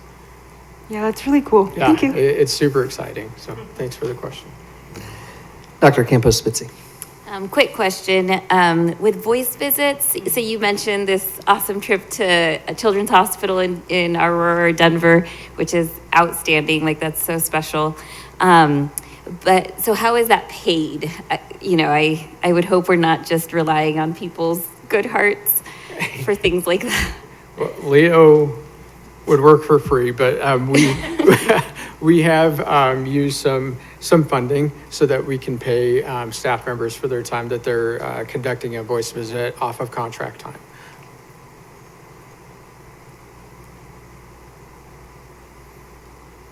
Ms. Pappas. I just want to thank you all for coming tonight. And David, I'm really interested in your toolkit that you're planning to prepare. So just make sure that we get a look at that when you put it together. I think that'll be a really valuable resource for people at the building level. So thank you for that, and thank all of you. Thank you. And I would just echo those things, guys. It is such a difficult time, not only to be a student, but to be a parent. And the amount of information that we receive from different schools can just be overwhelming. And so to have a connection and to have people that want to help us break down that information, understand what's important and where kids need to be. We just know parents are so critical to what we want to see happen in District 6. And so thank you for doing this important work. Thank you all for your time tonight. Thank you. Next on our agenda tonight is our public participation. I'll read just something quickly before we introduce our public participants. The board welcomes the comments of community members and has dedicated a portion of each business meeting agenda to provide an opportunity for the community to present brief comments to the board. All speakers are limited to 2 minutes for comments. The board typically does not engage in discussion or provide immediate response to the input, but will ask district staff to respond as appropriate. Written testimony or speaker handouts must be submitted to the board secretary, not to individual board members. The board is committed to providing a safe environment where all members of the school community are treated with dignity and respect, and expects all speakers to exercise their speech rights responsibly. Speakers are responsible for their own speech, and speakers' remarks must be suitable for an audience that includes kindergarten through 12th grade students. Anyone who disturbs order may be required to sit down or leave the boardroom. All speakers and those in attendance shall conduct themselves in a non-disruptive manner. Cheering, snapping, clapping, or other distractions are not allowed during or upon completion of any public comment. With that read, we welcome our first speaker tonight, Mr. Stephen Grant. Mr. Grant's a resident of District 6.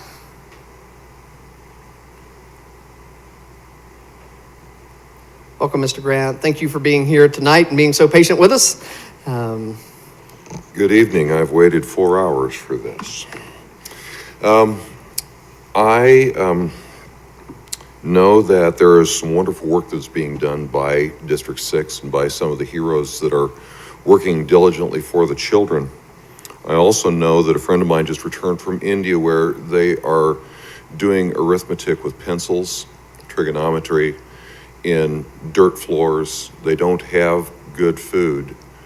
Maybe they don't have any food, but one of the things they actually do have is education.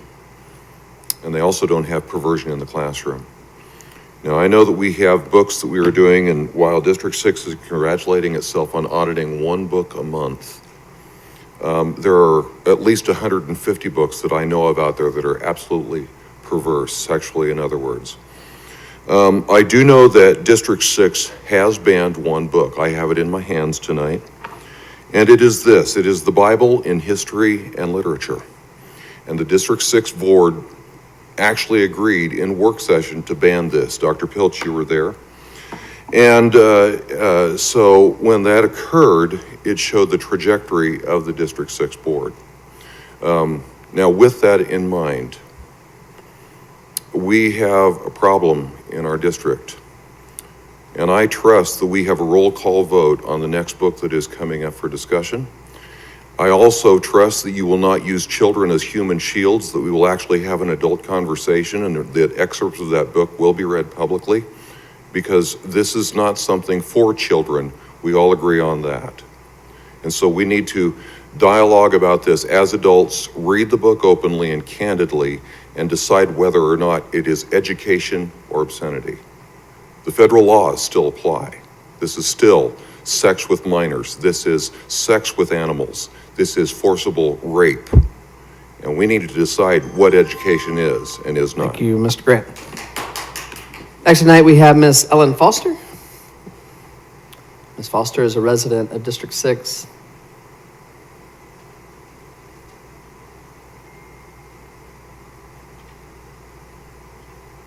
Thank you for being here tonight, Ms. Foster, and you'll have 2 minutes. Thank you for this opportunity. After teaching in District 6 for 5 years, I volunteered with the Peace Corps. My job was to train primary school teachers in Cambia District, Sierra Leone, West Africa. Most of my assigned schools were primarily made with doti block, which is similar to adobe, brick half walls, and woven palm frond leaf roofs. Some were made of concrete block with large unglassed windows and zinc pan roofs. I washed my clothes on the rocks in the Colintin River. My food was cooked outdoors under a bafa, a round pergola with a palm frond roof. Our house was known as a lay-down place because almost all activities took place outside and the house was just for sleeping. Upon my return, and the village I was in was a Susu village, and part of being a Susu is to be a Muslim, so yes, Ramadan is continuing. Upon my return from Sierra Leone, I was assigned to Madison School to teach first grade. What a transition it was to begin teaching at Madison, a windowless round building. Often I arrived at school in the dark and went home in the dark. At times I felt like I was living in a dungeon.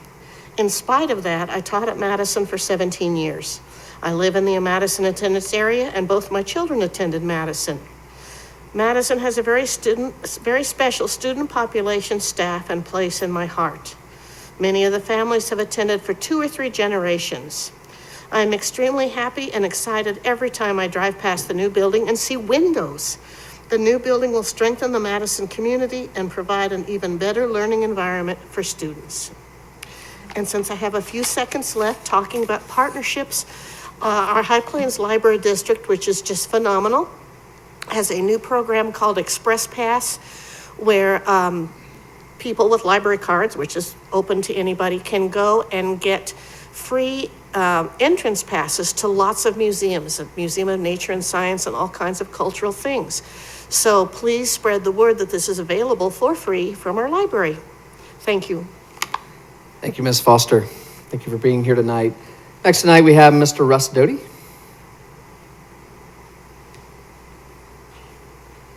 Mr. Doty is a resident of District 6. Thank you for being here tonight. Mr. Doty, and you'll have 2 minutes. Thank you. Honorable board members, Dr. Pilch, esteemed staff, and observers. I appreciate your consideration of the resolution that was attached to my comment, which was sent to you earlier. By adopting it, you can maximize the energy saving potential in schools. Years ago, the Greeley United Church of Christ replaced existing lights with newer LEDs. We dimmed new parking lot lights after 11 p.m., saving additional energy. Maintenance costs have been minimal. That reduced our electric bill by $800 a month.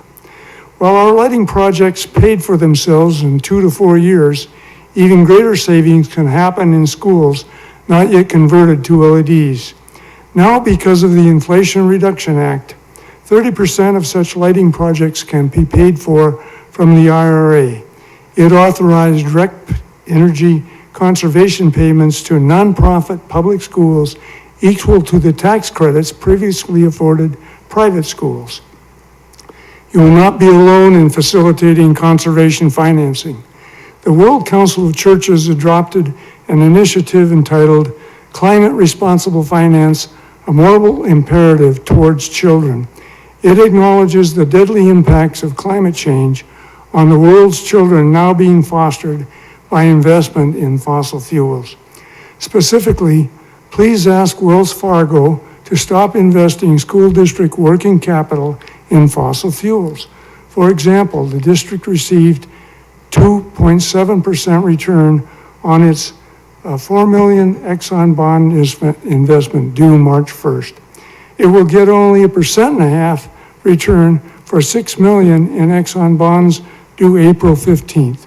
Instead, please invest school cash in electric school buses invest in solar panels with backup batteries, and energy-efficient measures like LED lighting and cold weather heat pumps on school property. Thank you. Next tonight, we have Miss Maria Foster. Ms. Foster is a resident of District 6.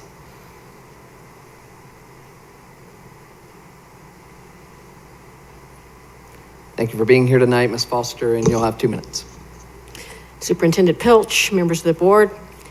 I was in my 7th grade English class when the note came, and it kind of freaked me out because at least in those days when you got called down to the vice principal's office, you were in big trouble, and I had absolutely no idea why. When I got there, I was handed a box with a bunch of note cards in it and told to go through them and find the card with my name on it and pull it out.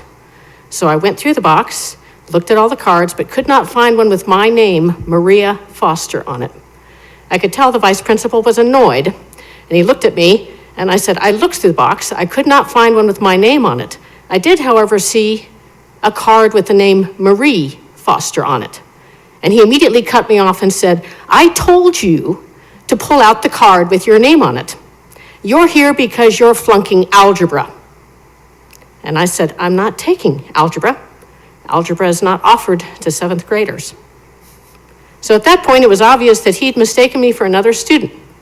But he did not apologize to me. He did not admit his mistake. He just sent me back to class. So nowadays, I'm hearing a lot of talk about how school should be a place of facts, not feelings. And it sounds very catchy, but I don't think it's a dichotomy. The reality is that I don't remember a single lesson that I learned that day in school, but I do remember exactly how I felt.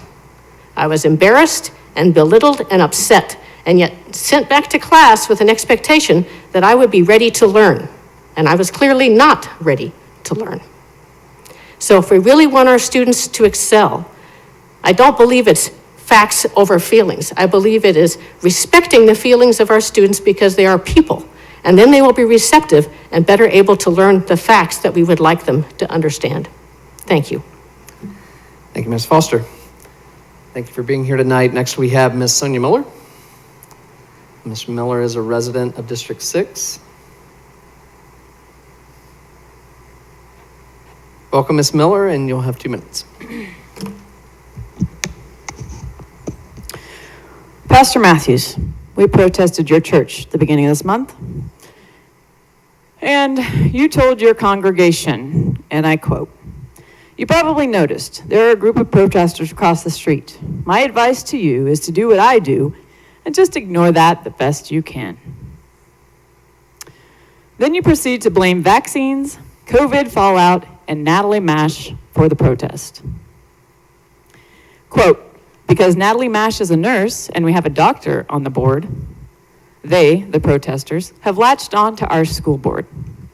Pastor, we haven't latched on to your school board for that reason. This is our school board. This is our community. These are our children. We live here. Book complaints. Review committee has reviewed Beloved by Toni Morrison and deemed it educationally suitable. Never mind that it talks about bestiality, rape, pedophilia, sexually explicit contact, sexual excitement. And that's written in your actual review. That's why we were protesting, Pastor, because you want to keep this stuff and you fight to keep this stuff in our schools.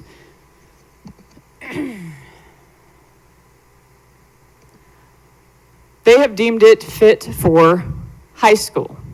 But then they go on to say that this book should remain in our K through 8 schools, but only be made available to children 11 and up. Parents should be notified after the fact. When a member of the public stood up here and read a Toni Morrison book, you called it porn. Natalie Mash cried her eyes out. You guys were appalled. And now you're fighting to keep another one of these books in our school? If they really want this porn, they can go, like one of the members just said, to High Plains Library District. It doesn't need to be in our schools. We're not banning books, but there is no place for these books in our schools. And I also want to say thank you. Somebody finally dealt with the public transportation issue because our board won't do it. It took a student. Next tonight, we have Mr. Bruce Berdarius. I haven't seen Mr. Berdarius. I don't think he's here. Okay. Following Mr. Berdarius, we have Mr. Bob Stack. Welcome, Mr. Stack. Mr. Stack is a resident of District 6.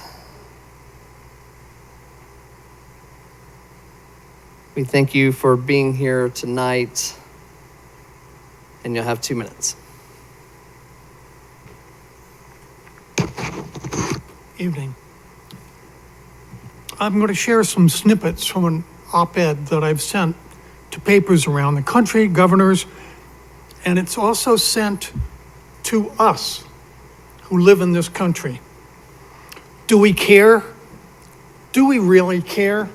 I don't think so. Another school shooting. There are too many dead reasons to be writing this article, and thousands more if we include the maimed and the forever suffering families. My words don't come easy. They're angry, they're bitter, sarcastic, frustrated, and sad, and they've been following me around since the Parkland killings. You may react to my words with, "Who do you think you are?" Or, "I do care, but what can I do?" We watch the countless mass murders of our children, our future. One child could be holding a stuffed bunny, other the latest cell phone. Poof, all gone. We say we're sad for the families, and we hope that they will recover and we'll support them, and we've lamented these words for hours. But things to think about. Second Amendment, no one is taking that away, but we do run to that phrase to throw emotions into the air to quickly block out any quiet, sensible discussions. Elected officials, we need our children more than you need votes. Religious leaders, you cry with the families, you are on your knees asking for guidance. When do you, as a united group, stand up? Police departments, to save others, you become a target. You were the first after shooting to see the crumpled, the disfigured, and the lifeless representatives of our future. Thank you, Mr. Stack. Do you care? Really? Prove it. Next tonight, we have our consent agenda. We will need a motion to proceed. I move that the Board of Education of Greeley-Evans School District 6 approves items as presented on the consent agenda and authorizes the officers to sign any and all contracts. Second. Thank you both. Is there any discussion on the consent agenda? Ms. Mesh? I just wanted to offer a celebration on the personnel report. We have hired 20 new substitute teachers. So I say congratulations to the HR department for recruiting those folks. Thank you to our community for passing the mill levy override so that we could increase the pay for substitute teachers. And thank you to those folks who decided they wanted to be a substitute teacher. It's an enormous help to our staff and to our students. So welcome to District 6. Please stay a long time. Please pick up a lot of shifts. Thanks for being here. Thank you, Ms. Mash. Any other comments on our consent agenda? Seeing none, Ms. Richards, will you give us a vote, please? Director Bentley? Aye. Dr. Campus Spitzy?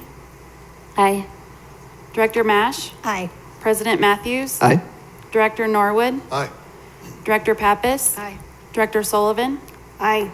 Motion carries 7-0. Thank you, Ms. Richards.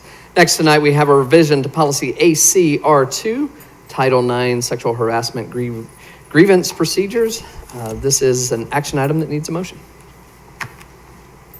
I move that the Board of Education of Greeley-Evans School District 6 approves revisions to policy AC-R2, Title IX, Sexual Harassment Grievance Procedures as presented. Second. Thank you both. This looks pretty straightforward. Dr. Pilch, is there any comment that you have before I open this up to board members?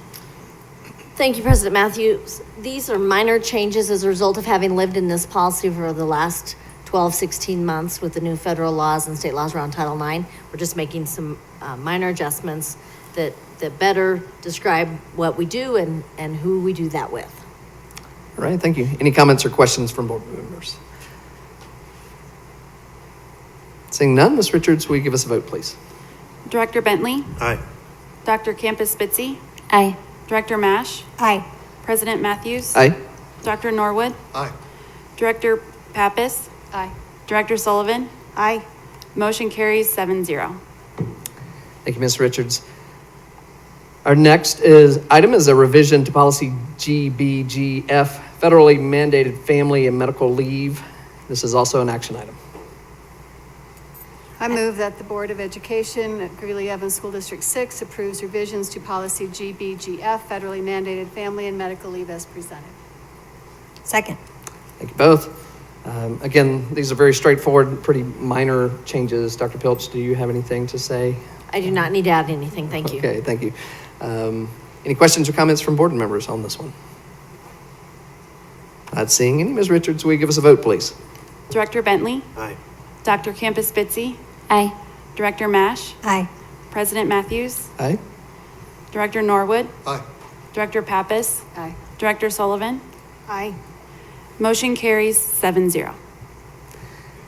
Thank you, Ms. Richards. Next on our agenda is the employee benefits renewal, and this is an action item that needs a motion. I move that the Board of Education of Greeley-Evans School District 6 approves the insurance renewal as presented and authorizes the officers to sign any and all contracts. Second. Thank you all. Before we open this up for comments from board members, Dr. Pilch, I see you have a team of people coming to the podium. Would you like to introduce this? Thank you, President Matthews. We have Ms. Megan Sponsel, our Chief Financial Officer, and then we have our folks from Flood and Peterson with us tonight as well. Bob Murphy and Linda Dolan, which I'm sure that Megan will loop them into the presentation here. So yes. I'll pass it to Ms. Sponsler. Thank you very much, Dr. Pilch. Good evening, President Matthews and members of the board. It must be the first board meeting after spring break because we are coming back to you with our benefit renewal package. This is something that we spent a lot of time talking about in negotiations, so this shouldn't be anything new to many of you. But we wanted to share where we landed and how we need to move forward. So just as a reminder, District 6 provides medical insurance, dental insurance, vision insurance, life insurance, and then we have a whole host of voluntary options. And we have our wellness program that you heard about earlier with our student wellness program. We have a staff wellness program as well.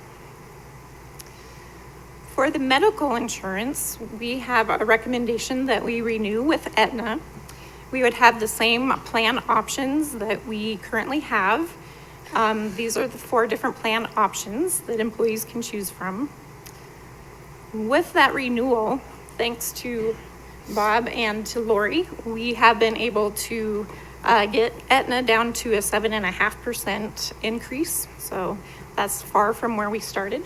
And thanks to their work, we have gotten that cost down quite a bit.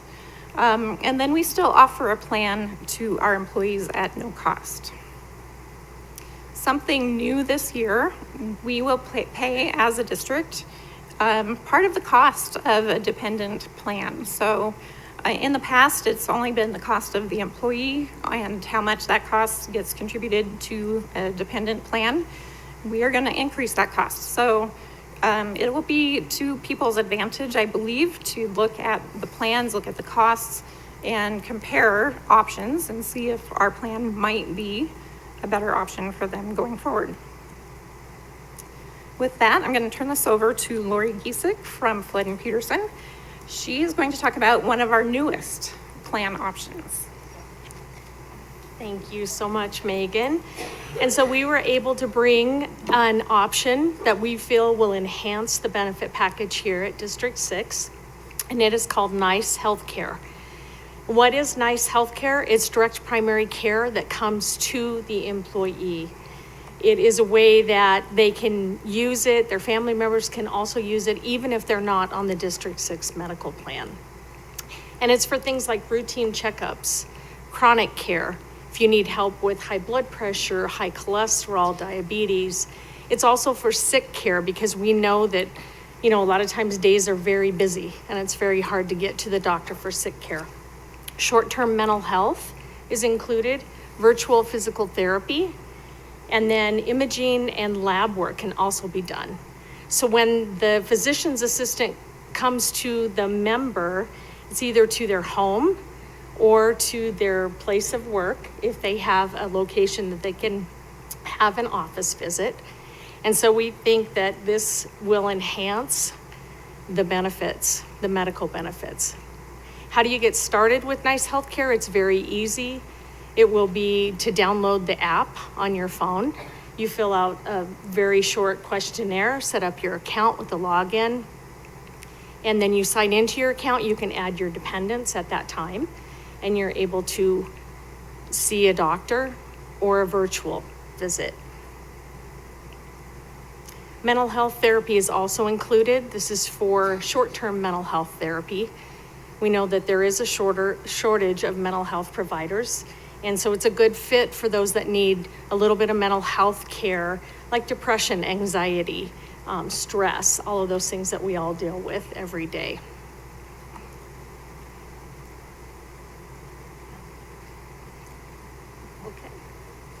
Good evening. I'm Bob Murphy with Flood & Peterson. They give me the easy part because they do all the work. So you're going to notice some very interesting theme with what I get to talk about. It's basically no change in rates and enhanced benefits for our employees. So that's why it's so easy. So on our dental insurance, we're recommending to renew with Aetna.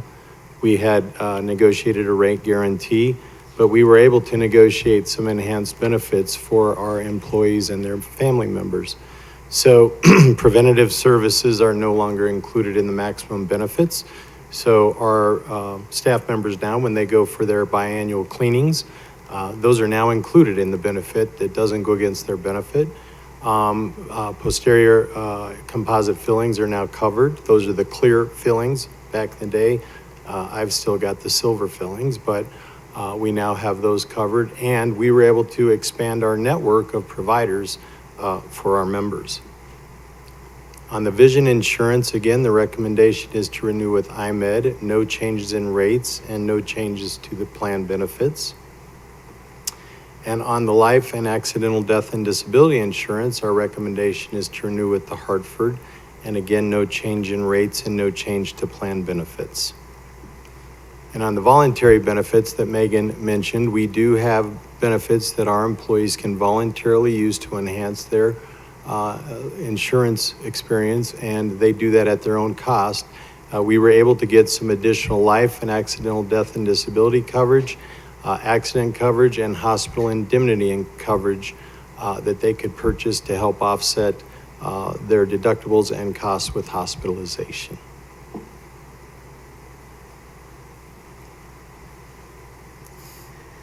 So as I mentioned, we do have a pretty robust wellness program, and we're excited to say that we have kind of a new program that we will be launching. This program is called Navigate. It is going to take the place of some of our existing programs and hopefully streamline the experience for our employees. But this will be a great option for employees to participate in a variety of different challenges, have access to a lot of information, and just continue to improve their wellness. That's very important to the district and important to all of our employees. With that, we will be happy to take any questions you might have.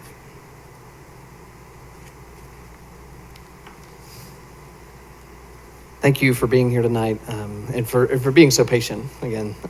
We do have a few comments, I bet, and I know Ms. Pappas has one. So Ms. Pappas. Thank you for being here tonight and explaining this to us again. I know we did talk about this at negotiations. And can you just clarify, so the Nice Care is included in the benefit? Yes, that will be included at the district's cost. As employees sign up for a medical plan, they will automatically get enrolled into the Nice Healthcare plan as well. Okay, thank you. Mr. Bentley. I just wanted to echo again, I know we talked about this, like Ms. Papa said in negotiations in a little more detail, but good job. This is a very frustrating and painstaking process. It's an annual deal where the insurance companies hold most of the cards, and you're trying to do the best you can with what you're dealt. But 7.5% is almost an unheard of increase. It's like an annual.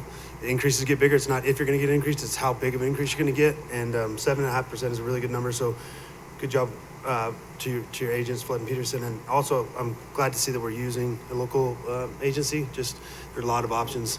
I even personally go to a big company out of Minnesota, so to keep those dollars here is good, because Flood and Peterson does a lot for the community. So kudos to you guys, just doing an all-around great job with what you had. Thank you, Mr. Bentley. I don't see any other comments or questions from board members. I will just echo those things. I know it comes to us as a 10-minute presentation, and I know that there were hours and hours of negotiation that goes on to put this together. And again, as Mr. Bentley said, it's not a matter of if something's going to be increased, it's just a matter of how much. And we thank you so much for your work and for the partnership that we have with Flood and Peterson. So thank you guys, and thank you, Ms. Sponsor, as well. I think we're ready for a vote. Ms. Richards. Director Bentley? Aye. Dr. Campus Spitzy? Aye. Director Mash? Aye. President Matthews? Aye. Director Norwood? Aye. Director Pappas? Aye. Director Sullivan? Aye. Motion carries 7-0. Thank you, Ms. Richards. We are to our final agenda item tonight, and that's a property acquisition, and we need a motion to move forward. I move that the Board of Education of Greeley-Evans School District 6 approves the contracts pending final legal review and technical corrections for the purchase of property from James R. Smith and Pet Inn LLC, and authorizes Chief Financial Officer Megan Sponsler to act on the district's behalf at the closing. Second. Thank you both. Dr. Pilch, is there anything you would like to say before we open this up for comment and questions from board members? Thank you, President Matthews. I'm happy to answer questions you might have, but just as a quick review for you and the audience, this is 11.052 acres and then another 2.34 acres that we're looking to ask you to authorize our purchase. The first acreage at 1.7 million and the second purchase at 388,000. These properties are adjacent to our transportation center here in the district, so the location is ideal for future use here in the school district. Thank you, Dr. Pilch. Are there any questions or comments from board members? Ms. Mash. I just wanted to say thank you to Dr. Pilch and Ms. Sponsler and the team for continuing to look forward to growth in our district and where we might, what we might do with additional land, whether it be a school or training for our bus drivers, things like that. So thank you for being proactive and on the spot too. And yes, I think that's it. Thank you, Ms. Mash. Any other questions or comments from board members? I'm not seeing any. We did actually review this in our executive session quite thoroughly earlier tonight, and so we feel very. Again, I would echo those thanks though to you, Dr. Pilch, to Ms. Sponsler, to our real estate team. Every time we have bought property, we have been thankful that we did, and so this is exciting. Ms. Richards, will you give us a vote, please?